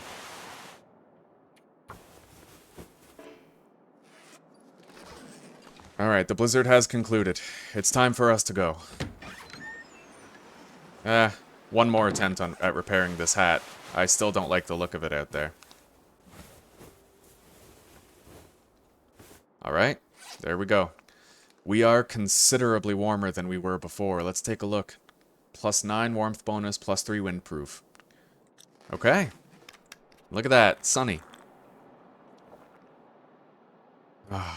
Responsible use of resources. How much cloth do we have left? Oh, wow, we used exactly all of our cloth. Alright. So, let's go down to that train car. I can see it from here. I'll keep looking at it. And then that way we can start going immediately in that direction after we climb down. If there's even a safe way down here. But, even if it isn't safe, you know I'm stupid enough to try. In any game where you can even remotely get away with climbing down a mountain, I will do it. Now, this is actually, you can get down here. You just gotta take it slow. Crouch, and just be real slow about it. As long as you don't fall considerable distances, you have a very minor chance of getting a sprain. See, even that's okay. Alright. Look at that. I'm actually warming up out here now. That is what happens when you repair your clothing. Your capabilities become greatly improved for traveling.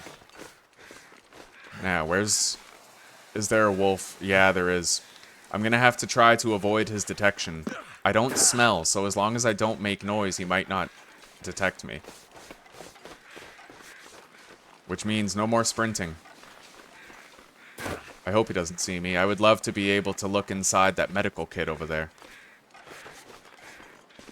Son of a... Oh yeah, he's fucking patrolling. I can't get close.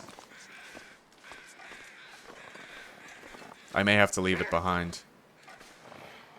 You know what? Maybe I can use this to my advantage. I think I can. It's risky, but I'll try. Yes! He couldn't path over to me. Now, as long as I run toward him, he'll keep running away from me. Isn't that useful?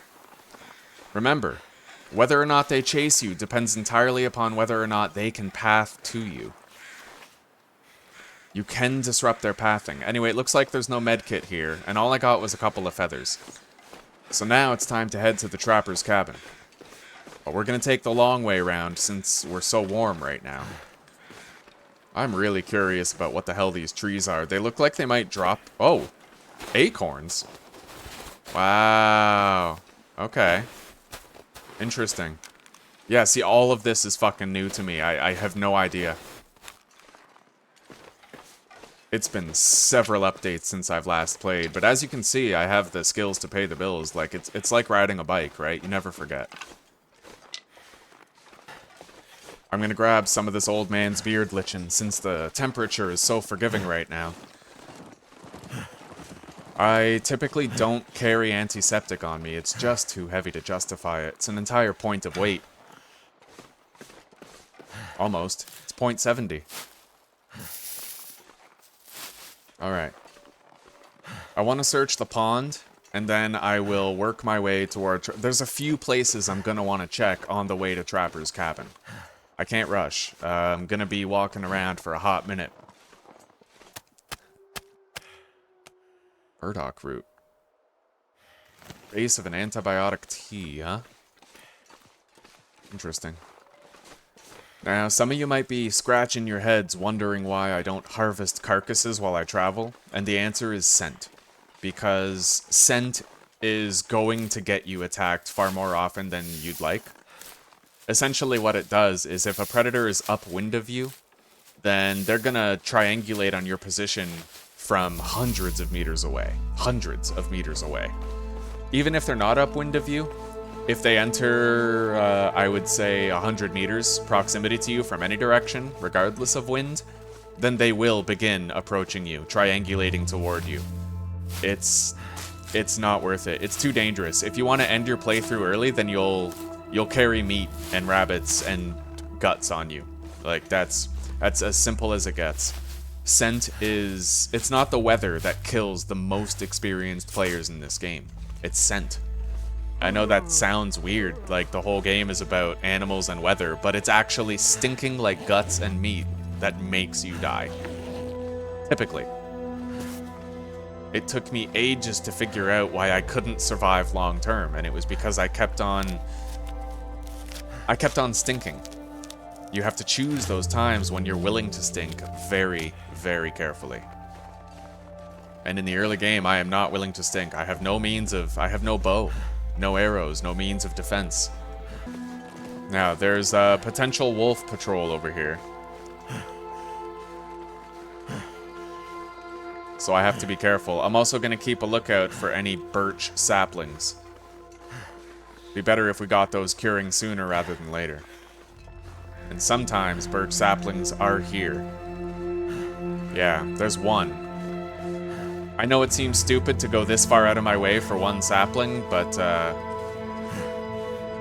trust me, everyone counts.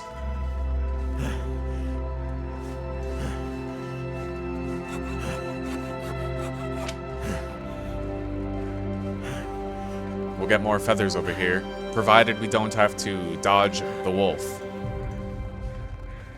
If there even is one. Looks like we're okay. For now.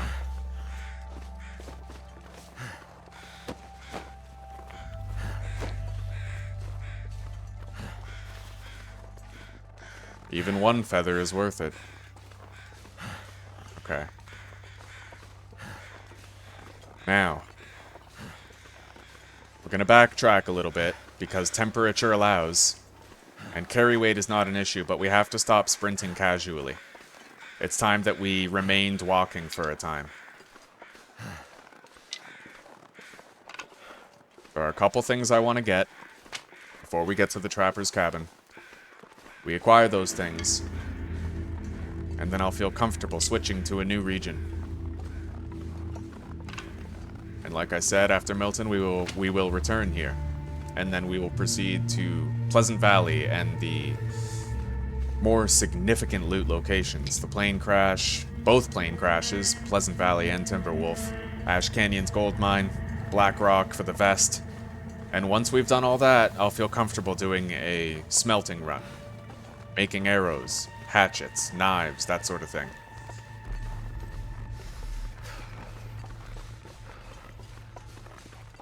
Light on your feet. This is not a game about staying in one place and surviving. Well, it can be, but it gets boring real fast. It's a game about exploration.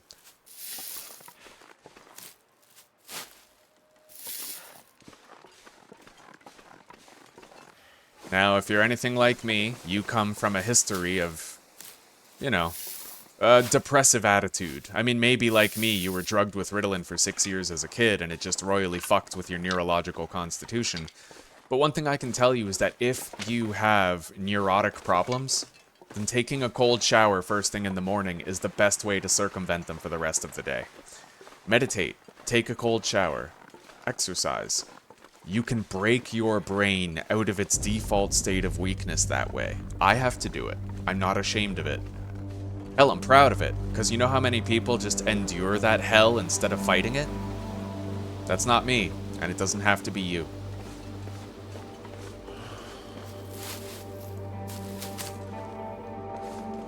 There is value to confronting pressure, engaging the pressure until it crumbles, instead of letting it make you crumble.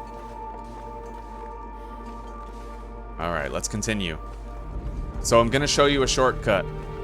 Camp office is over that way. There's a way to get over this hill with 0 sprain risk, and I'm gonna show you that way.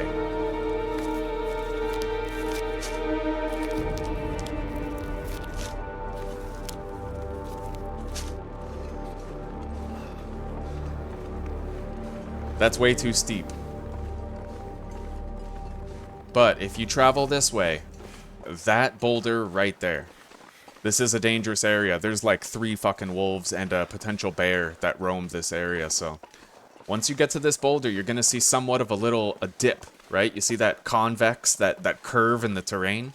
Watch me walk up this and look at my sprain risk. None so far. Still none. Still none. As you can see, I got up that entire hill without any sprain risk. Now there's a bear over there. There could be a wolf over here. I want to check over here. Sometimes, yeah, there's a corpse and a backpack, sometimes a book that you can research. It's important. Now, when I'm cresting that hill, I'm going to have to be really fucking careful, because sometimes wolves are on the other side of it, but I don't stink, right? I haven't been doing anything stupid like hunting rabbits, so nothing is triangulating toward my position right now. We got nothing here, but at least we know there's nothing here. We've eliminated it as a loot destination.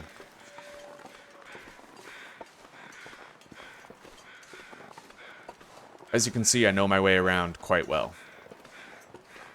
Hundreds of hours will do that. Just give it time. Put in the hours. Do the work, you know. Insert Sigma male grind set quotation here. See, just in this one evening, we managed to do so much walking around, and we barely lost any health. The sun's setting. It's gonna get a lot colder soon. Not sure why I feel so tired. I don't know, man. Maybe it's the 10 billion kilometers of running and walking you've done today. Alright. Let's take a look. We're gonna want to implement a new stash here. Alright. Lots of stuff to deposit. New sewing book. That's really great. We have 2 or 3 of those, I think, at this point. Let's deposit the higher quality painkillers.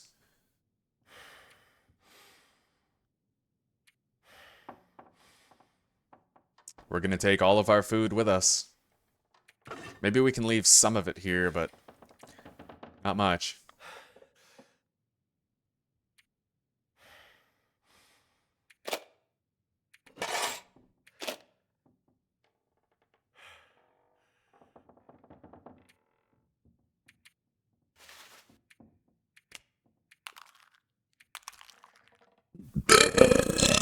Oh, yeah. Okay, it's time to get some sleep. What's our lowest condition food item? Actually, we don't need that much health back, so we're not going to fill our bellies necessarily. We're just going to eat enough to get by. Get a little bit of health.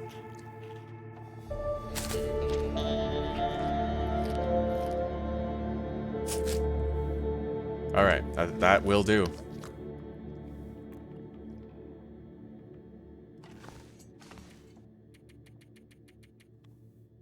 Okay. You know what? With just 6 more calories, we'll get another hour of sleep back, so.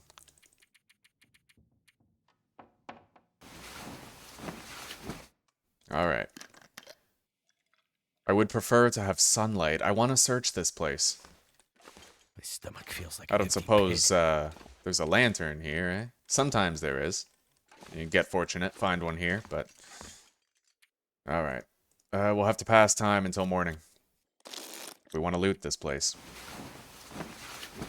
Without missing anything, and without using a match to do it.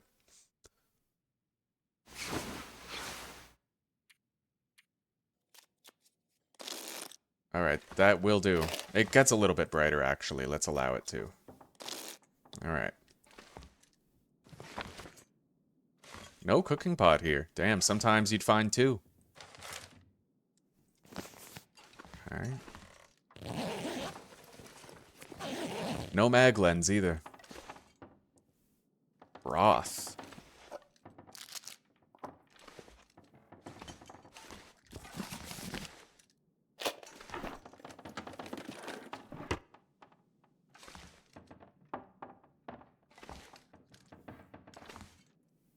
They have definitely really changed the loot, which I like. I've seen so many new loot locations, it's keeping it fresh.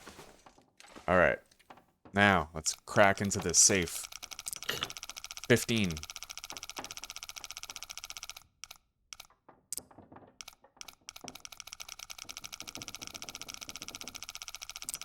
$15.25.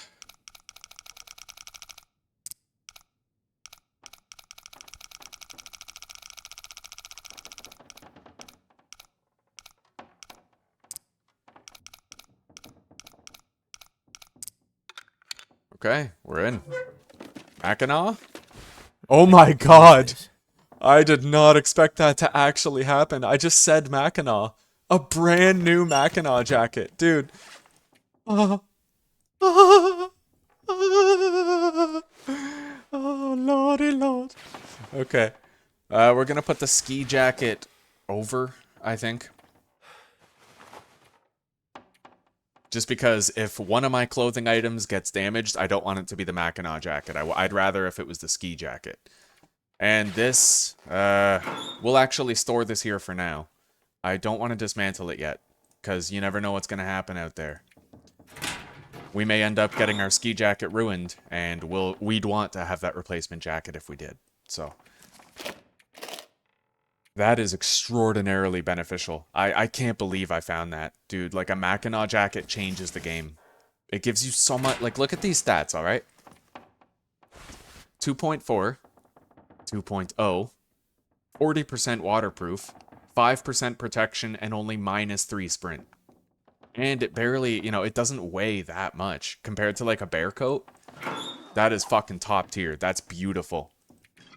Ugh. YouTuber luck, baby! Oh, yeah. Okay. Gonna deposit that torch here. And now I'm gonna quickly fill in a note, take inventory of what's kept here, and then we will hit the road for Milton. Let me do that. Okay, guys, I think I've pretty much finished annotating what's here.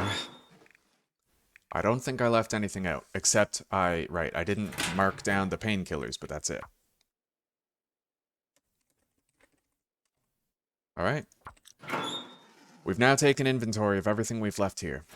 3 sewing kits. Really good. And I don't think I've missed anything. So it's time for us to go through the cave and get to Milton. And then we'll come back here when we're done there.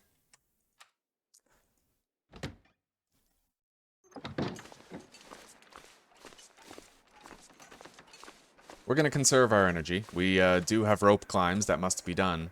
But we also still have that coffee. Oh god, the bear is right there. I'm really glad I noticed that before it was too late. He could have fucked me up, dude. You want to destroy your bedroll. Tangling with a bear is a great way to do it.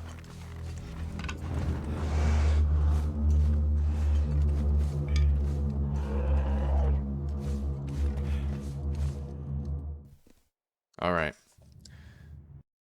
Oh. I do wish I had a lantern here, just so I could see the coal on the ground. We'll want to move it, because if you right-click the coal and move it, then you actually trigger its respawn. And then next time you come back, if it's been long enough, you'll have double the coal in the cave. So we're going to want to try to find as much coal on the ground as we can and move it. You can tell there's an item on the ground if you see a white dot appear in the middle of your screen. So that can kind of help you as an indicator of letting you know when you're looking at a piece of coal in the dark.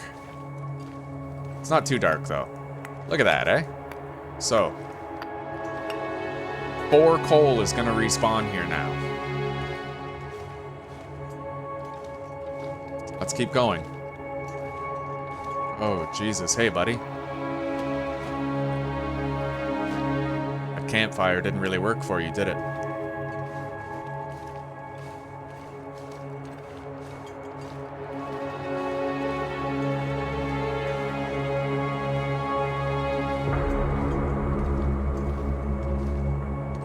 We're most likely to find additional coal in dead ends and rooms. Less so in the hallways. Probably a couple coal in here. Yeah, there's one. Let's put it on the snow so it's easy to spot later. Although I am hoping next time we're here we'll have a lantern.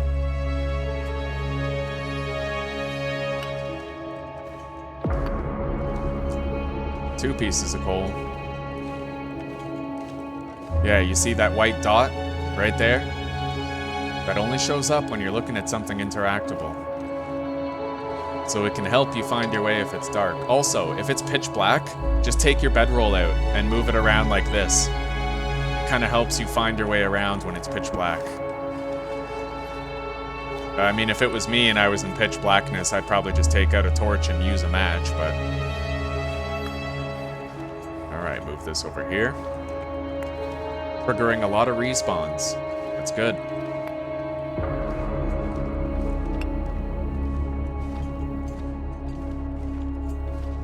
You gotta think of the future, always.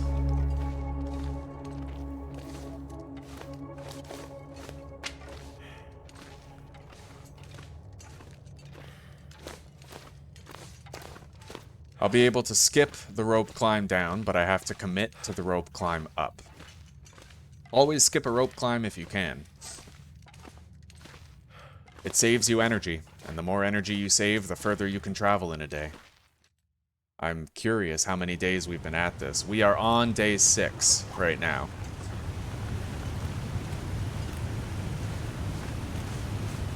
If we can reach Timberwolf Mountain by day 20, I'll be happy. Hopefully, we'll reach it a little sooner than that. I'm not going to be touching Coastal Highway, Desolation Point, none of that. I'm not going there until after I've searched Ash Canyon, Black Rock, and the Timberwolf plane crash.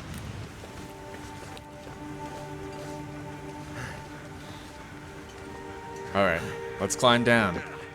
Now, wolves do patrol this area. At least 1, possibly 2, so I'm going to have to be alert. You are never safe. I guess that's why I feel at home in this game. Same with State of Decay 2 and various others like of the same ilk, you know? I enjoy danger. The only thing that makes me feel like I'm not wasting my life. I'm sure a therapist would love to unpack that, but I don't believe in therapy. I believe in talking. There's no trauma so bad that you can't talk your way out of it, but you gotta be willing to speak. If a wolf does start coming after me, I'm gonna have to lead him to those rabbits. Cold is making my head feel thick. You are able to make a sacrificial offering of a beautiful rabbit to any wolf that tries to corner you. There might be a pack of matches in here. Historically, there always were. Yep. I'm glad to see they didn't change that. Alright. I hope that wolf doesn't come over this hill in a moment. If there even is one. Alright, that's a stump. Freezing. Not the ears of a wolf. We should be able to comfortably make this climb and get into the gas station with the energy we have remaining. We might even be able to continue on toward Milton after a brief warm-up in the gas station. The Orca.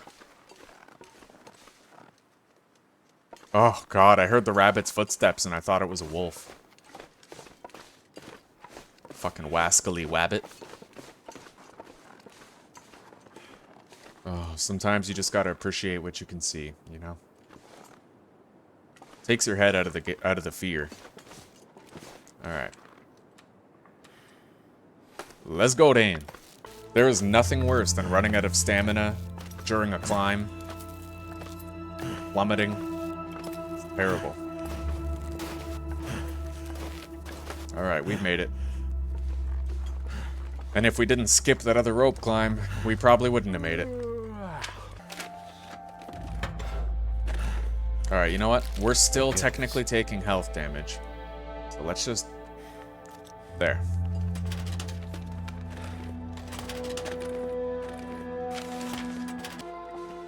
I don't even know what these wires are for.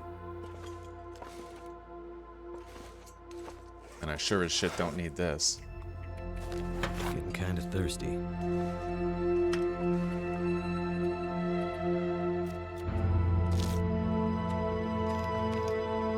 Alright, there's toilets in the, well, hell, there's toilets all over town, starting in the gas station, so we don't need to worry about water as much here. Let's get to the gas station.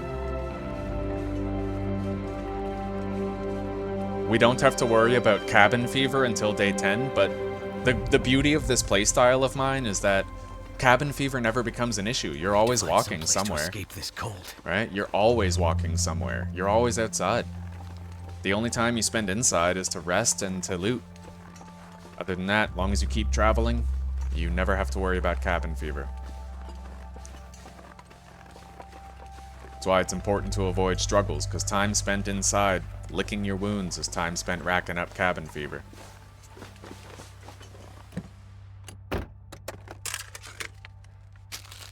That'll come in handy. Wonder which is better. Probably the scarf. We can wear 2 hats. Yeah, it's fine. Alright. Good.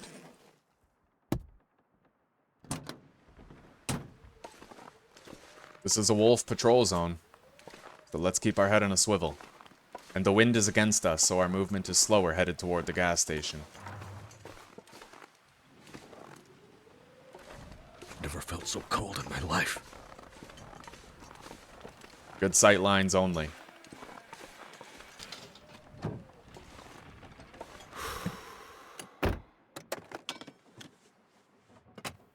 Doesn't look like there's anything in the back seat from here that I can see.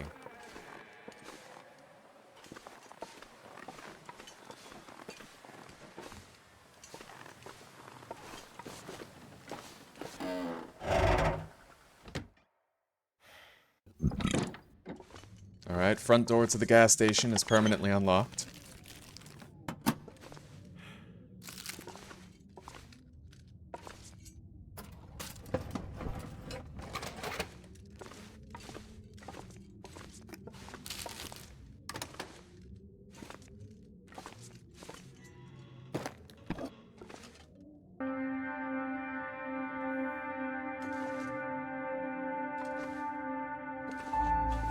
Let's just make sure I didn't miss anything.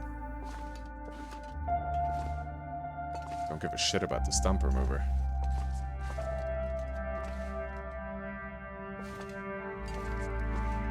Hey, look at that. 600 calories because I was willing to double check. Confidence is not always key, sometimes caution is.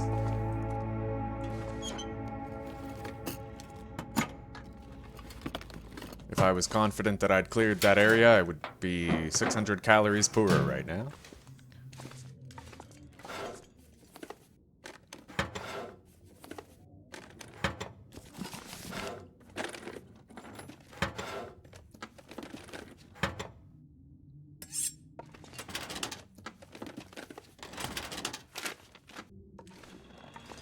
I see nothing else of interest.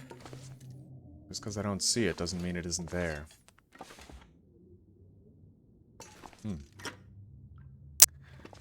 Alright, we're gonna want to rest here. And then we'll head to Milton. However, I'm gonna make a judgment call here. We'll get 4 hours of rest and then head into Milton.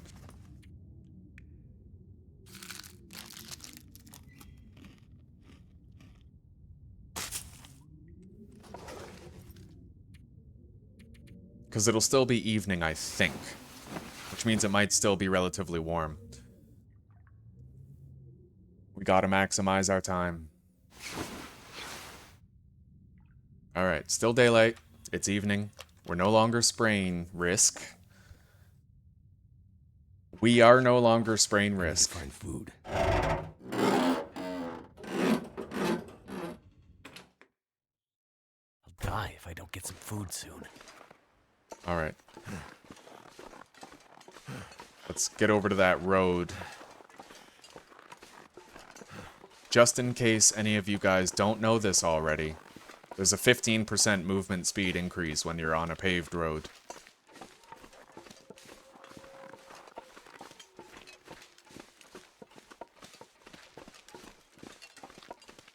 It applies to both running and walking, but I usually use roads as an opportunity to walk. Especially if the wind is against you. Every little bit helps in that scenario.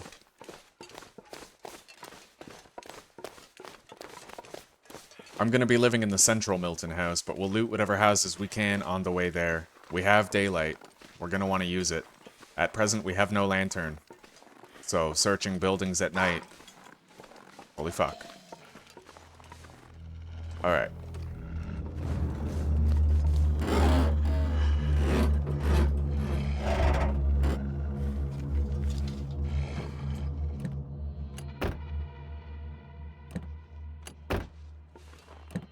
I don't like this at all. You know what I really always hated is that you can't turn around and look behind you in a car. You should totally be able to get like a full 360-degree view from within a car. But earlier in the episode, I mentioned those arbitrary limitations that I found very contemptible. That was one of them, right? It's just a way for you to end up potentially getting eaten by a fucking wolf, only because your character apparently doesn't know how to turn around in a car.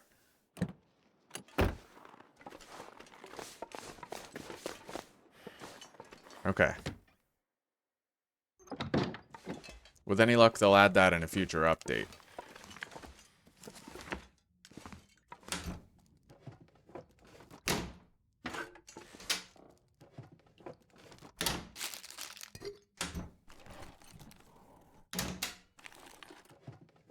I still can't believe we found a Mackinac jacket. You'd think I would have jinxed it and not gotten it when I said the word Mackinac, but apparently that's not how this works. Alright, we're gonna leave. We'll try to just take half the water out of every toilet, so that if we come back here in the future, we still have water to use. Because in the future, if we do end up surviving, we will be coming back to Milton.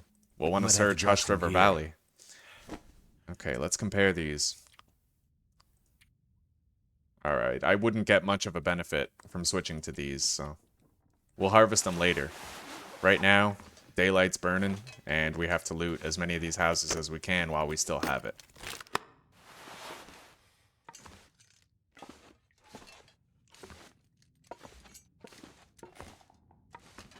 I see nothing else of interest.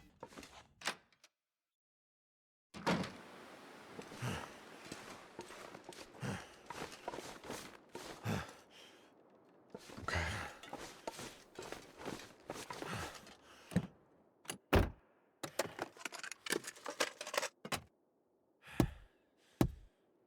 I think it's only the driver's side visor that can have something underneath it. I'm not sure. Let's crouch, just in case.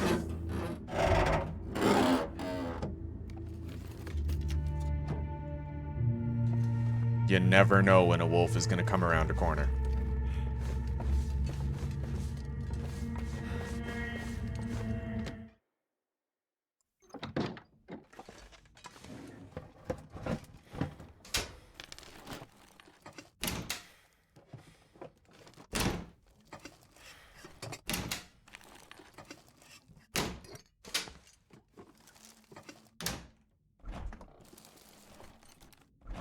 Oh, the ambient brightness is being reduced. This'll come in handy. Scrap those. We'll need the leather later.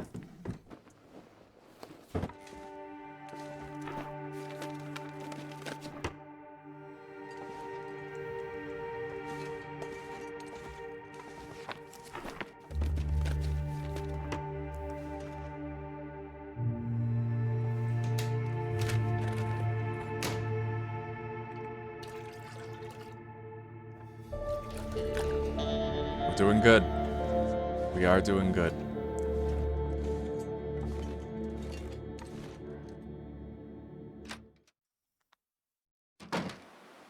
Let's not get complacent, though.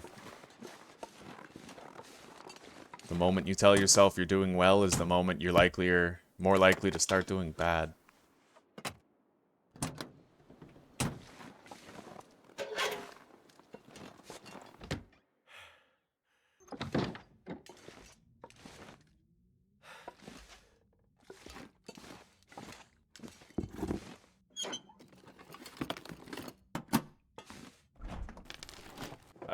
I'm not walking through Milton with something on me that stinks. So, yeah, that's gone now. We're getting rid of that. Like, you always got to check yourself, and you have to remember the lessons that you've learned. I have learned, beyond the shadow of a doubt, that if I walk with anything that stinks, then my chance of death increases threefold. Perhaps even more. So, I will not be using that meat because using it involves carrying it home. And I'm not stupid enough to risk that. But once upon a time I was. And I would blame the game every time. Oh, what a stupid game. Why do I keep getting attacked by wolves? Yep. Alright, let's see here. We're gonna want to scrap some of this shit, reduce our carry weight, and I think I'll just sleep here.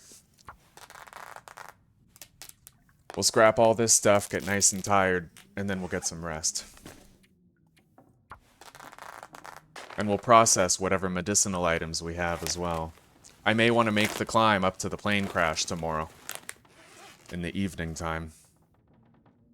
Alright. We've shed a little bit of weight. Oh, and Aurora. See, it's good that I didn't leave the house.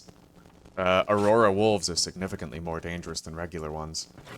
This will reduce my weight slightly, processing these items. And it'll pass time, which we do need to happen.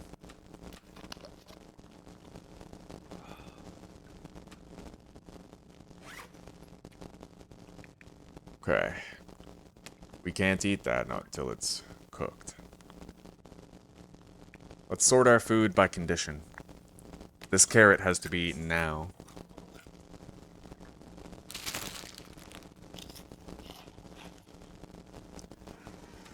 Anyway, our health is pretty much fine. I don't think we need to have too many calories. Let's see here. That'll give us 6 hours of sleep worth of rest. So we will... Yeah, honestly, I think that's fine. Let's just check and see. We don't have any... That's an 82 calorie carrot. We'll just eat that. It gives us another hour.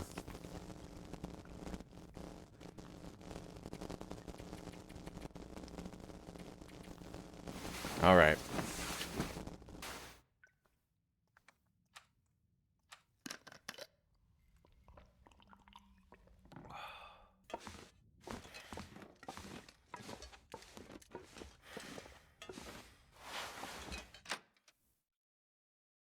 We are still quite encumbered. We're gonna want to go deposit. I'll search that house, and then we have to make it to the Milton house that I'll be living in.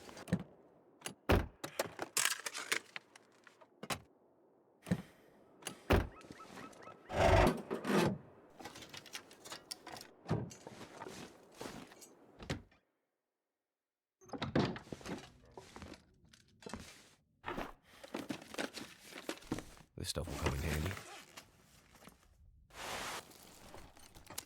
I need more of that. Definitely not. I use this.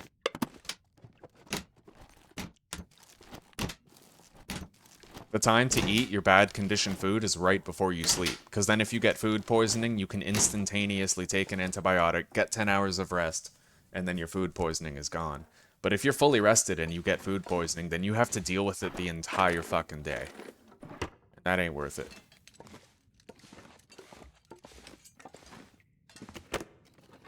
It's great that we found that can opener. We'll be able to maximize our calories obtained from canned food. What have we here? Why can I even search this cabinet? It looks like the kind I shouldn't be able to. Alright, we'll take another 0.5 liters from here. And now we have to make it to the Milton house. Our carry weight is... it's not really good.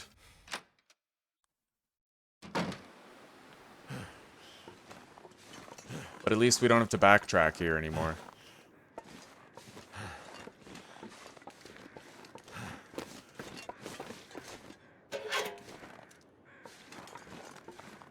Head on a swivel, right?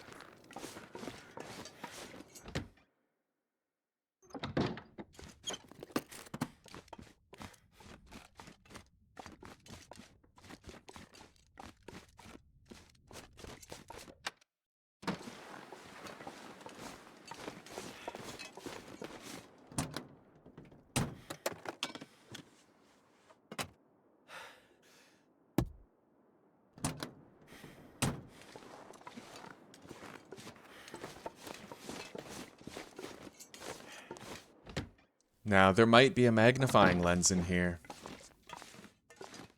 Doesn't look like there is. This was a potential spawn point for the mag lens before, but I don't know if it still is after they reworked the loot tables. Mag lens is... it's one of those things. You either find it or you don't. Hopefully. I know there's another location in Pleasant Valley, sitting in a drawer where I would sometimes find one in the basement of the farmstead. We will have to hope I find one. It's too useful not to. Anyway, that's about everything here.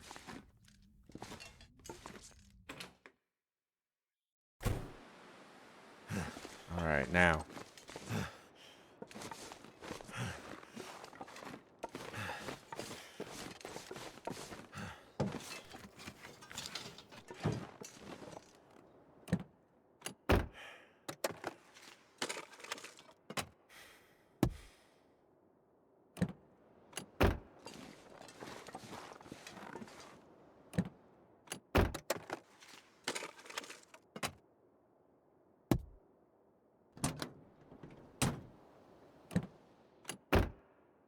See, if I took the rabbit meat and the fish, I'd be attracting all sorts of dangerous shit right now. Totally not worth it.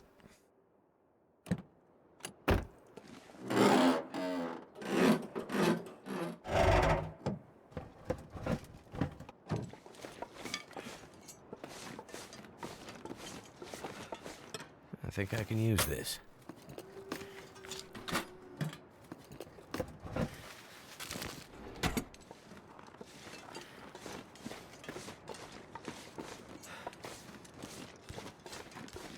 Right. I almost wondered, did I remember to indicate that I found a birch sapling here? No, I did not. So, before I forget, 1 birch sapling. We'll put cured, because by the time we get back, it probably will be. Alright.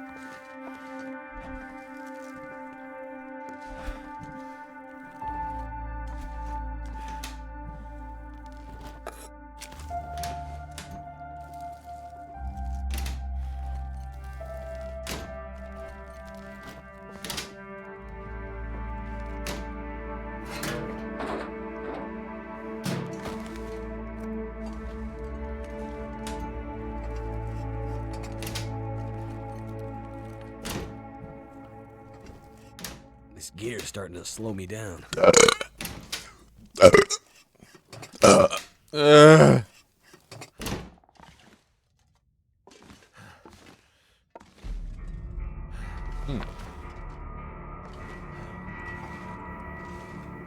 Alright, let's deposit.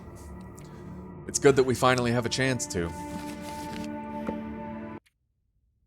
For now, I think we're okay.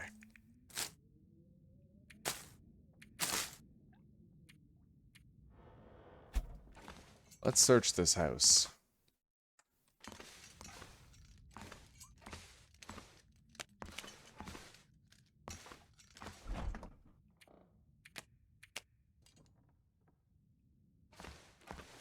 Cooking pot. I think that makes 3 in total that we've found. 1 in the camp office and 2 here.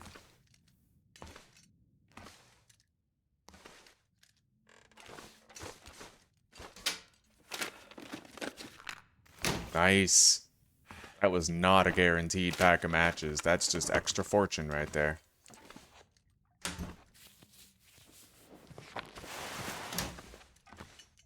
Another pack of matches. This one room gave us 24 fucking matches, so we can actually, you know, we'll carry those on us. They're not that heavy at all, pretty much. Yeah, fucking 12 matches is 0.10. So we'll carry those around. We can start leaving 6 matches at more places to create more outposts. If I recall correctly, we didn't get a chance to leave 6 matches at a couple places so far. Camp office, trapper's cabin, etc. There might be something behind this cloth. I have to harvest it. Yep, cup of coffee. Look at that. Alright. Other than that, though, I don't think there's fuck all here. Let's go.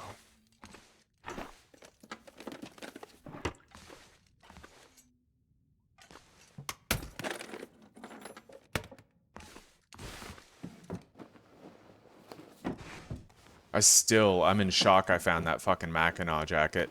You're as likely to get a syrup as you are to get, like, a stack of newspapers from a safe. You know? It's just so fucking lucky. Oh, yeah. Alright. No mag lens so far, but we may end up finding one later. Oh my god. Sewing kit, salt. That stuff is easy to miss.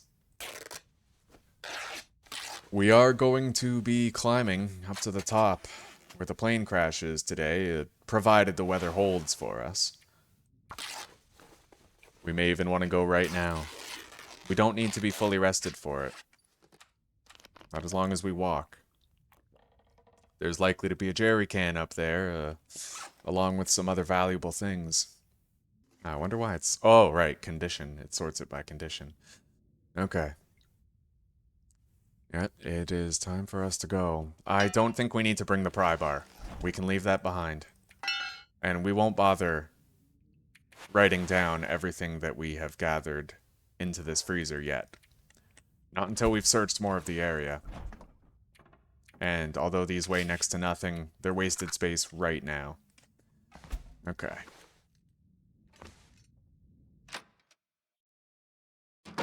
It's very warm. And you know what? After we reach the plane crash site, provided the weather's holding, and provided we're, you know, not too tired, we'll gather a bunch of cattails on the way back down. But we can't afford to run.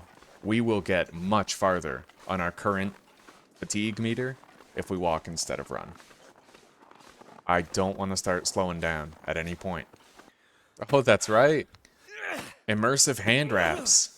They actually made it so you can see both your jacket and your gloves when you're holding something. It's context appropriate now, which is wonderful. That's a long-awaited change. I'm very happy they implemented it. Could not be happier about it. What the fuck is this? Maybe this is open transmitter. Okay, so there, yeah, repair wires, scrap metal, battery, and fuses, and then you switch it on to fulfill some purpose or another. I don't know what though. I have no idea. But I know there's like a radio receiver or transceiver that they added. But you might have to find that in one of the Tales from the Far Territory regions. Well, I look forward to being educated on a lot of this stuff by some of you who might enjoy the series. If you know anything that I seem to be confused about, then please let me know. I will soak up the knowledge and thank you for it. That's a lot of coal right there.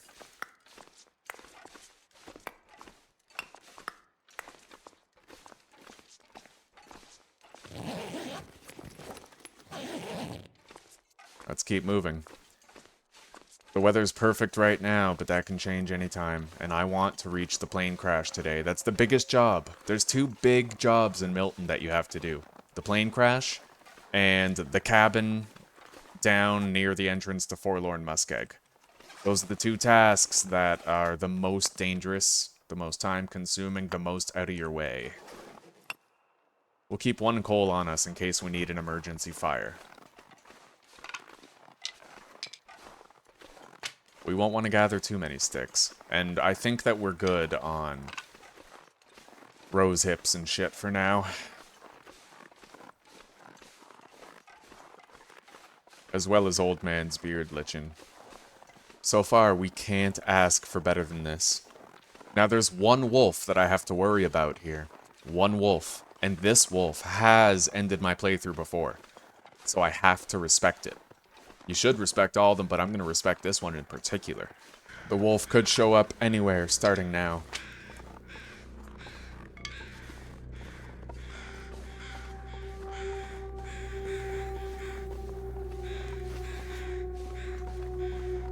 We're going to want to stick to footpaths that are more or less visible. Places we can see. If I have to lose a wolf in a chase, I can. I've done it many times before. I'm good at it, but I may fail, right? So the best scenario is I don't get chased and don't have to lose the wolf.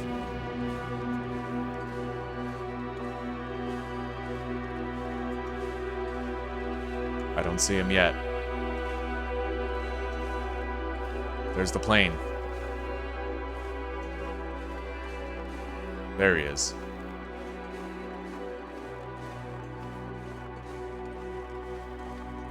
Alright. At least on the way to the plane, we're fine. We'll have to see if that luck holds on the way back.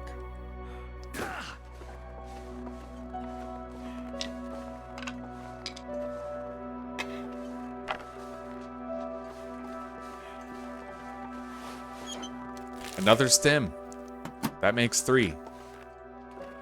That's 3 emergency heals and 3 instances of unlimited stamina that we have access to.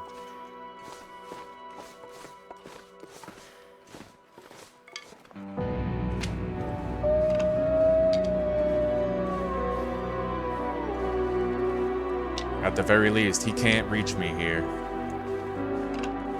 Unless they changed it, but I doubt it.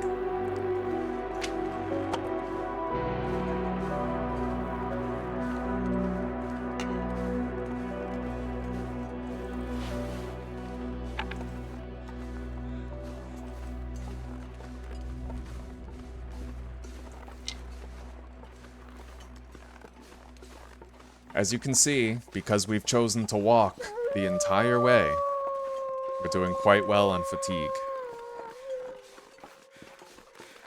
The truth is, if the temperature is no object to you, you can get much further if you walk rather than run.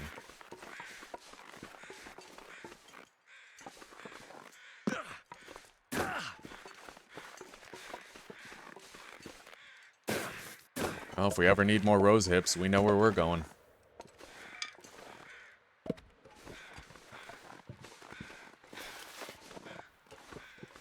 See, old me, I would have harvested that deer right there. I would have harvested everything. And then that wolf on the way back would have killed me, and I would have been scratching my head wondering why I'm so unlucky. I wasn't unlucky. I was stupid.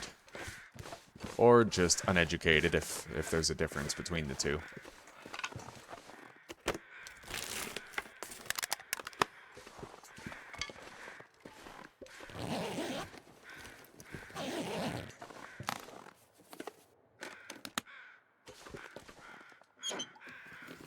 So, for coming up here, we got our hands on some food, an emergency stim, jerry can, a whole bunch of fire fuel, and on the way back, provided the weather holds, we will gather as much as we can. I may even start collecting the rose hips on the way back, because, you know, it's better to have them at our outpost location than to have them out here in the wilderness where they're no good to us ever. As long as we have the carry weight to allow it, we'll gather them. We are getting pretty full up, though. At the very least, the cattails are a lot closer to home than these rose hips are.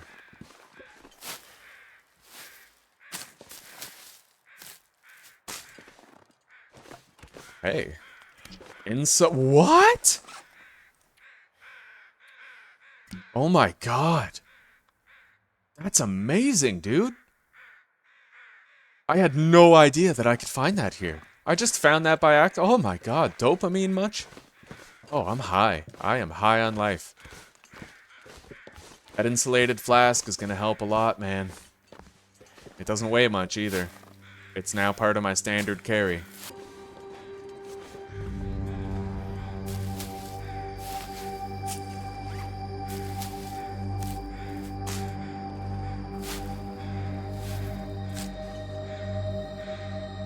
Okay.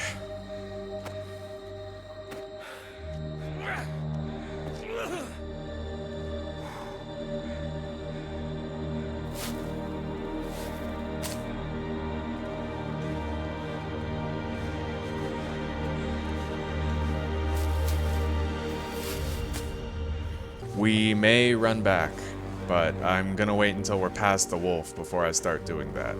Actually, you know what? It's best to just keep walking, because in truth, we have to worry about wolves on the way to our Milton house base. I've died there before, too. I've died everywhere. I'm like Johnny Cash, except instead of being everywhere, I've died everywhere. Alright, we gotta get around that wolf.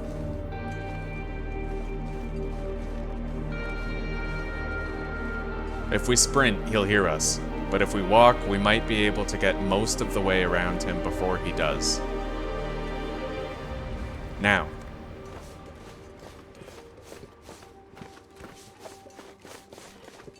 Okay. With all these rabbits around, it's extremely unlikely that the wolf is gonna end up getting us.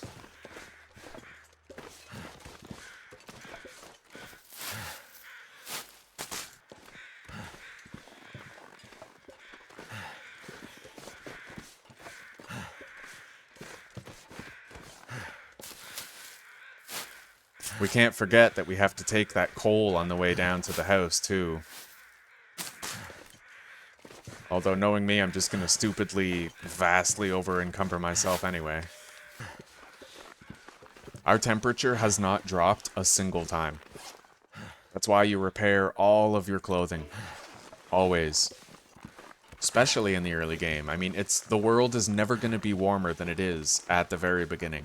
And when you first spawn in and you have no clothes, it's actually possible to be just 1 arrow down level of cold if it's the right time of day. So if you factor that in plus having repaired clothing, then you can accomplish so much more.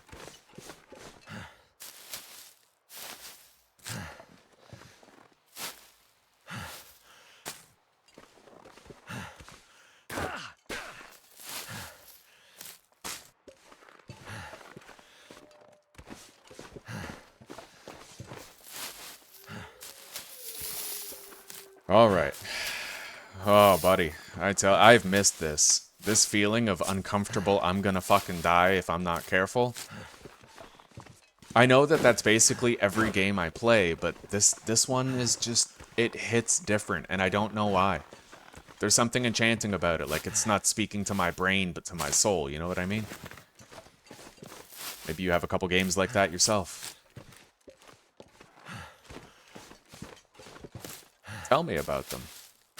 For me, it's, you know, I have this special feeling inside when I think about Majora's Mask. Because as a kid, I played Legend of Zelda Majora's Mask, and I got enthralled by it completely.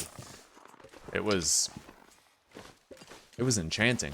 And even to this point in my life, I've never quite felt anything like that, you know? You can't really compare anything in adulthood to the feeling of getting swallowed by this imaginative, beautiful, fantastical world as a child. But, for some reason, the closest I get is right here on Great Bear Island.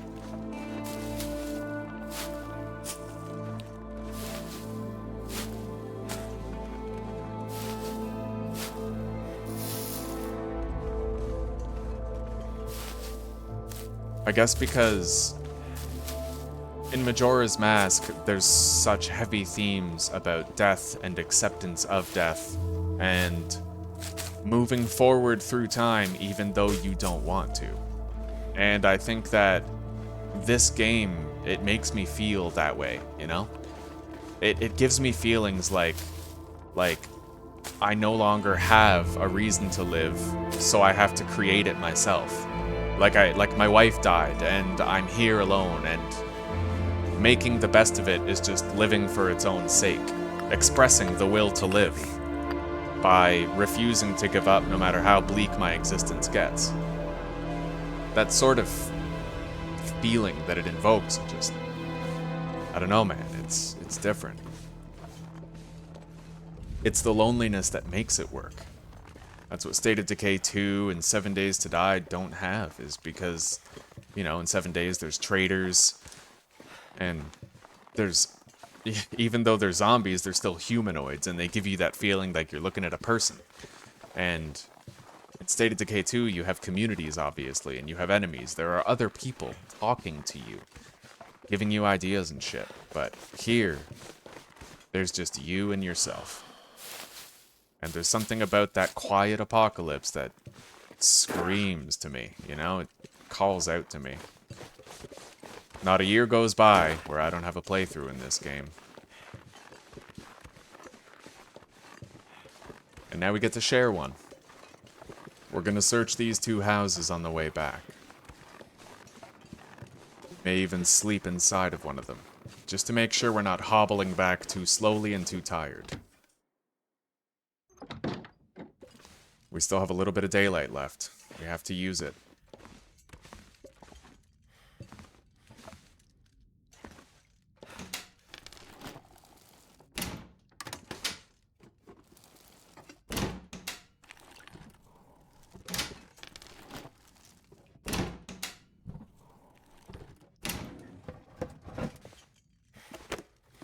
I don't really fuck with the cans of paint. Well, I mean, the thing about Interloper is that usually you die before mapping becomes a thing, or you survive 200 days and get bored of the game before mapping becomes a thing. But in this particular playthrough, if I survive and I accomplish everything I wanted to do and it's like day 200, we're just gonna keep fucking going. Right? I may end up with like longer windows of time between the episodes, but I'll try to map the world. I'll try to do everything. Everything.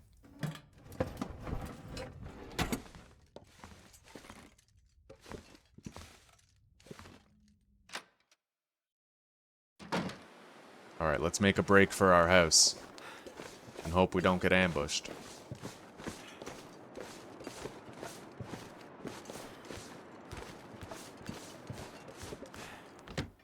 Well, that's a very difficult part of the game done. Well, at least a difficult part of the region. It pales in comparison to some of the other things I'll have to do later.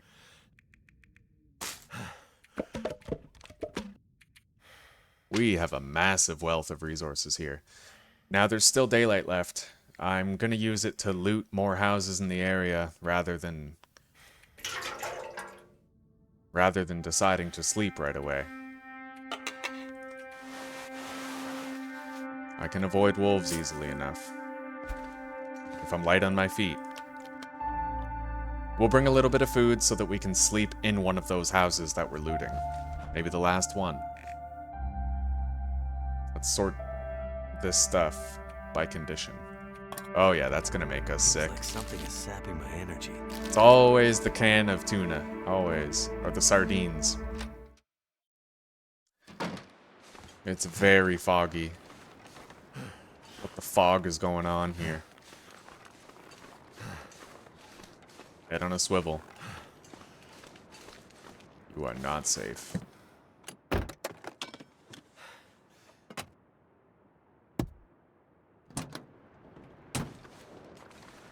Board it up.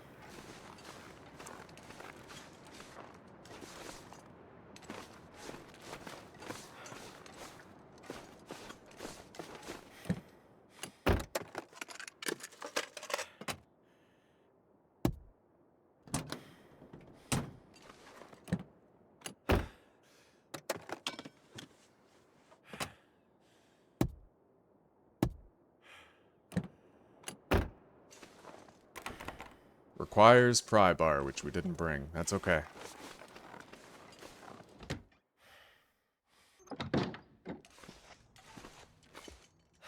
We'll remember to search it. Tin of coffee. Beautiful. The more of those we find, the better.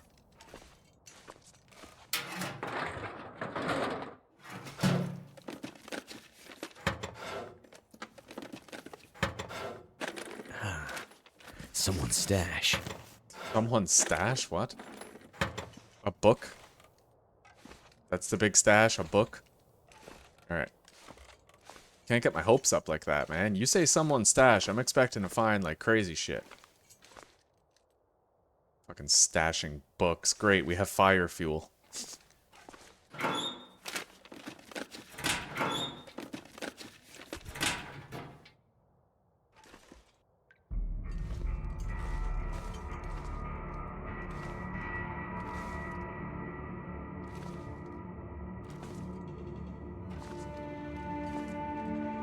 That's why we search thoroughly. Excellent. Never know what you'll find. I'll come back here with my crowbar. We'll pop open that car in this locker. Is that a ski jacket? No, backpack.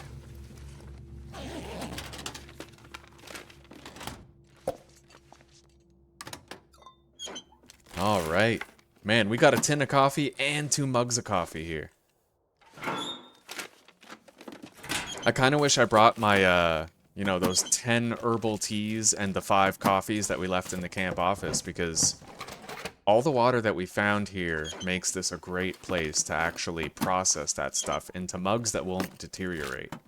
It does make them heavier, but it stops them from deteriorating.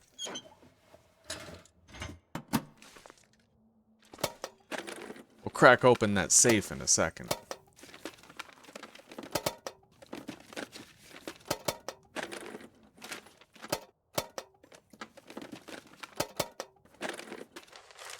Just what I need. Alright, we searched all of these and we found a book and some chocolate. Well, it's better than finding nothing.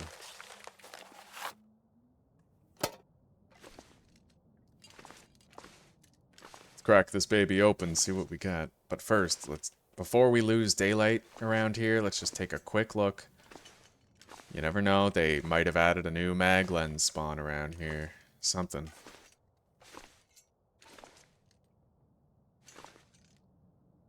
Never know. Not until you've given it that look. You really don't know. Okay.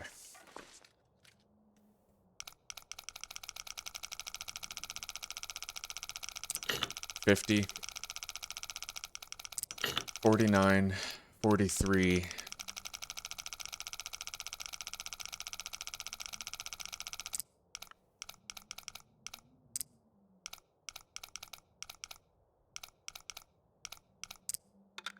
Alright. We're in. I'm just out of this stuff. Soda and another insulated flask, huh? Hey, they have different designs. Cool. You can transfer the liquids into them.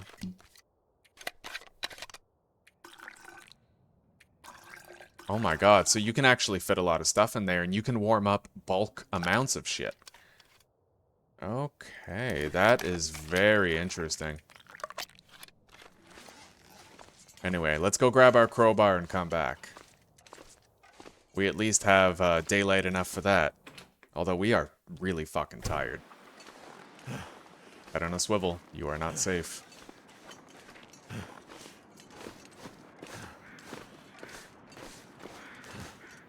We'll grab our crowbar and then sleep.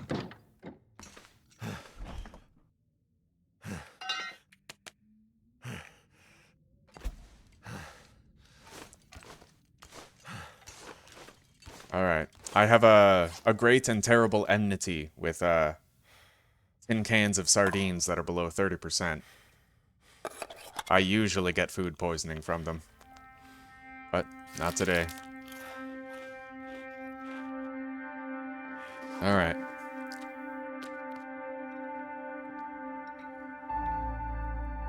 And we'll eat a fucking carrot.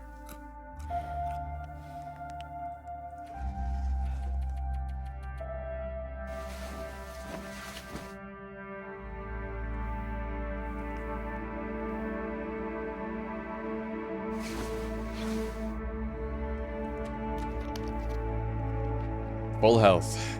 And ready to rock. So hungry. Alright.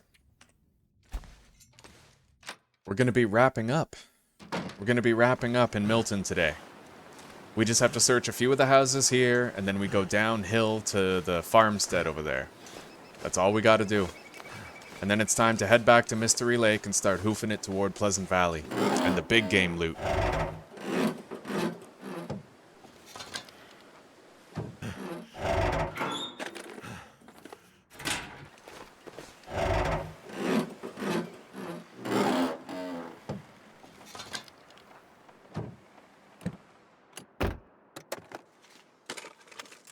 Could end up being useful. Beautiful.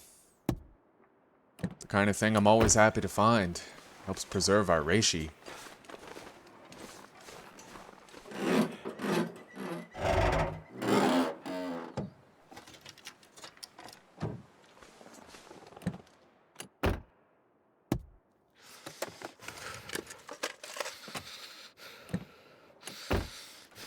I see nothing in the back seat. I didn't check the back seat in this car. Let's just take a peek. Nothing.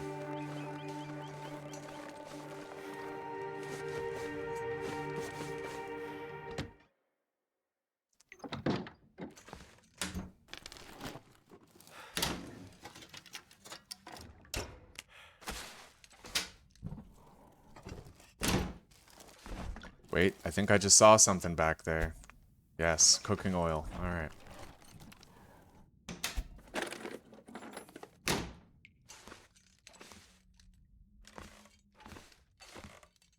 Take that fire log, despite how heavy it is. It burns, right? Whatever. Alright.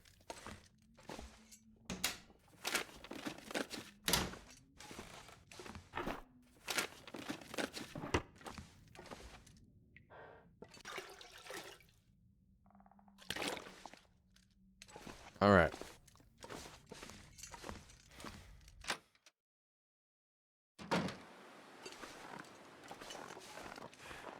We're gonna have to search that house up there, but this is a wolf patrol, so let's keep our eyes and ears open.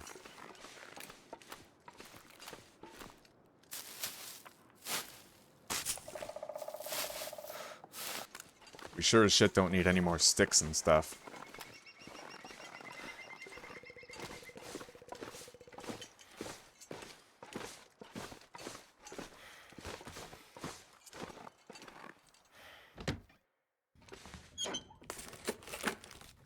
This'll come in handy. Get it? Handy, because they're gloves? That's fucking brilliant. This guy is really funny. He said they'll come in handy because they're a pair of gloves, and because with a pair of gloves you're supposed to wear them on your hands. Therefore handy. I'm dying of laughter. I can't contain this anymore.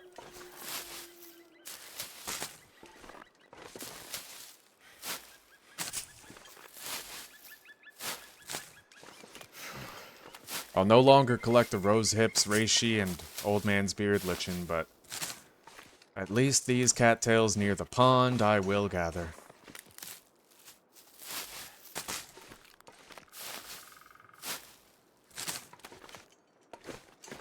Now, one last place to check before we go home to deposit what we've gathered.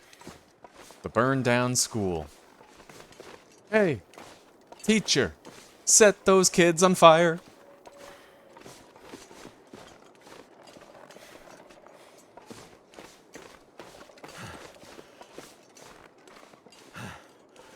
I'm gonna want to give this place a more thorough search than I'm used to, only because the game has changed so much. I would never normally check this area right here. I'll die if I don't warm up soon.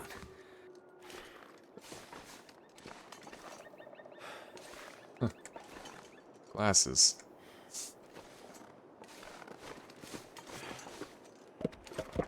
Alright, let's go deposit, and then we're gonna have to go south. I don't know if that's south or not, but we're gonna have to descend an altitude toward that other cabin.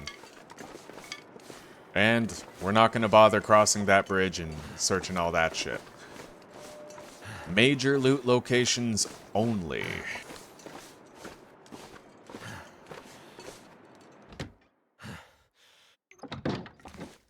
And although there's a trailer up at the top of that hill that sometimes has good stuff, I already have my entire required kit for smelting and smithing, so. Oh god, the freezer and the fridge are both full now. Alright. We can make some more space.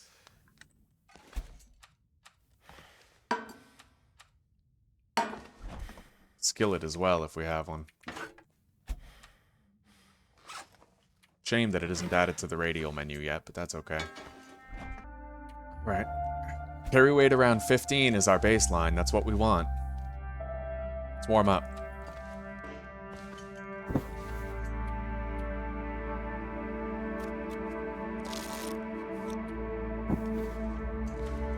Shed a little bit of weight. There's gonna be a toilet at that house down there, so I'm not worried about water. And we can just eat the brown chunks. Alright. We can run because we're gonna be sleeping there. We're gonna be resting there. Although, if we could get down there and get back up here without resting, well, it would be of benefit. I'll try to take my time on the way down, conserve my energy. And maybe we can get back up here before we sleep, you know? There's one wolf. Normally, I never check this outbuilding here. I want to, but there is a wolf that is too close to it. So I'm not going to check it out. They have moved the loot around. Like, there's new stuff and new locations, and I want to find those locations, but I also have my, my age-old experience to draw from, where you know there's never a good reason to get close to a wolf. If you see it, avoid it. We're gonna need to find a key in order to get inside that house. Ooh, food storage. Carrots and potatoes, right? Is that what these are primarily for? Looks like it.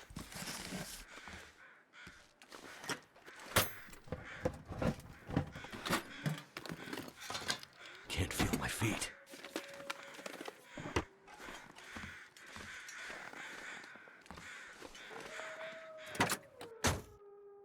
Rabbits. Running away from what, exactly? Head on a swivel.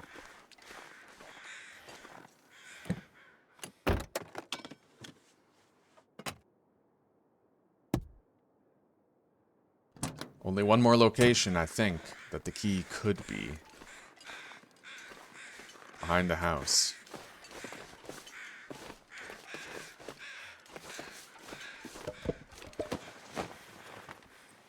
Got it.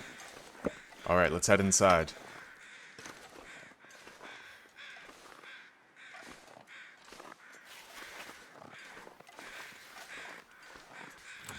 So cold.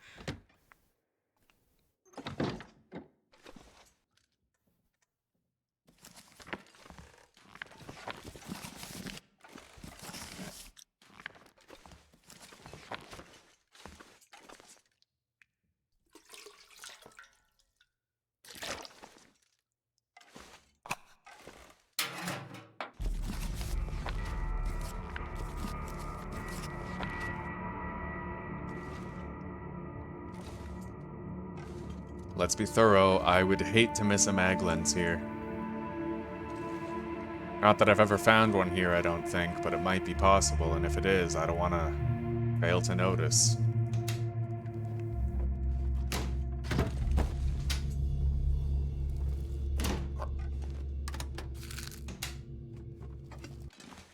Alright, officially over encumbered.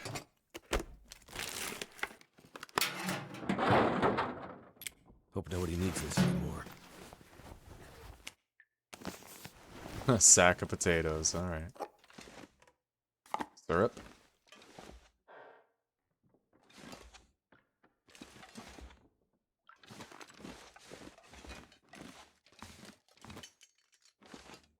I'm gonna have to leave something behind. We'll leave behind some books. You know, probably all of them. As far as fire fuel goes, Christ, we're fine at the Milton house. Mag lens, look at that. And that is why we are thorough, my friends. And it's not even in the yellow for durability. Beautiful. I'm telling you, every nook and cranny. Remember, I found one inside that ajar drawer. Always check ajar drawers and shit like that.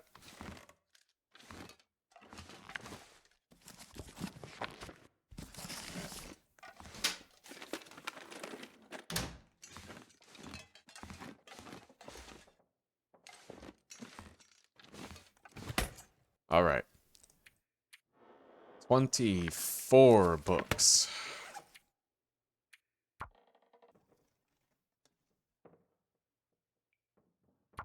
Done. Okay. We can head back up now. And then I'll jot down everything that we've gathered in Milton, and then we're gonna head back to Mystery Lake. Alright.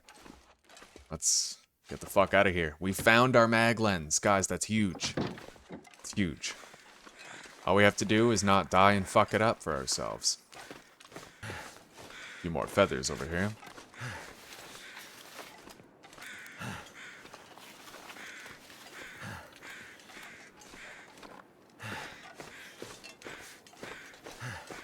Now, if I go up there on that hill, there's a chance I'll encounter wolves. Probably best to just stick to the road. Go to that bridge, cross it. A lot of intersecting wolf routes up there. If you head that way, you get to the Orca. Over there. But it is dangerous. We don't need to worry about storage space at the Milton house, because we have all those cupboards as well. Let's keep moving. I'm really low on stamina. I should try to get some back. And I need to know where my nearest cars and doors are.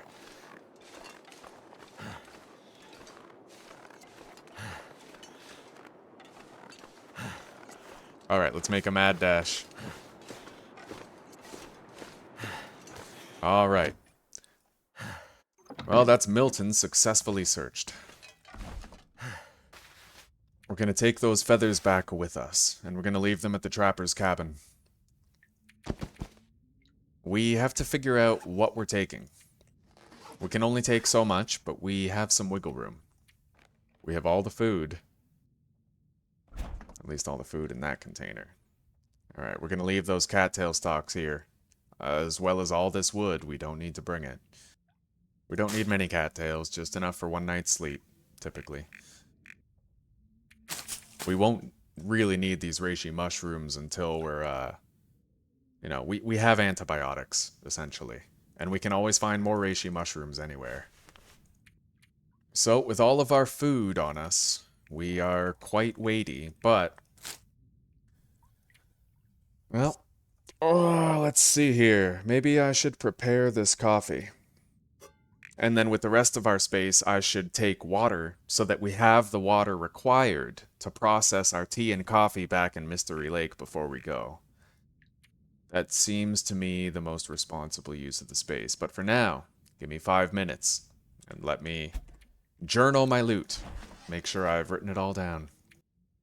Gonna have to take the matches with us. We'll leave 6 here. 69 sticks. Giggity, huh? Alright guys, I've marked down everything that we have here, and it is quite a lot. Only thing I didn't mark is this fire log here, because we're going to actually use it. We're going to start a fire. If the sunlight is good enough, we may be able to not use a match. Oof, sunlight is definitely not good enough. Alright, looks like we're using a match.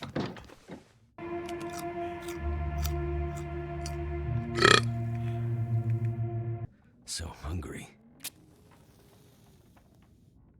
You need to fast more, because waking up hungry after you just ate last night is ridiculous. Alright.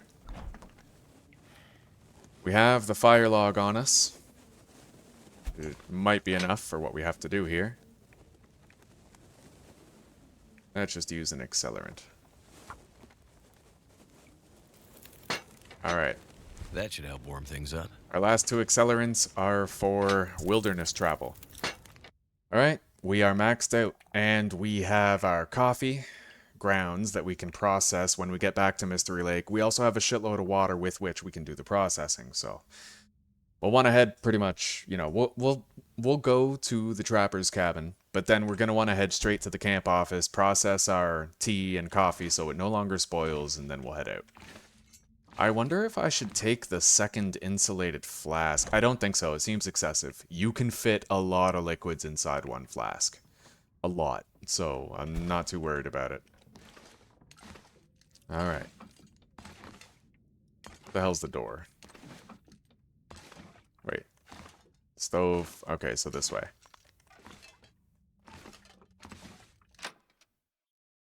But with all that said, guys, well, I'm calling it here. This is the end for the day. I'm gonna make sure we're fully rested, and I'm gonna make sure it's the dawn of the next day. But yeah, we got a lot done today, and my tender little soul needs a break. So we're gonna pick this up in the following episode. In that episode, we're going to start by going to, as I said, Mystery Lake. From there to the ravine, we're going to descend through the rope climb. We already prepared the rope. And we are going to head to Pleasant Valley. And from there, it's to the Timberwolf plane crash. It's to the Ash Canyon gold mine. It's to Black Rock Penitentiary for the vest. We got a lot of shit to do. A lot of important shit. And, despite the dangers we faced in this episode, the danger has only just begun. So, I want to thank you guys so much for sharing this adventure with me today. It means the world to me, you know, and I hope that you're learning new tips and tricks that you can use in your own playthroughs.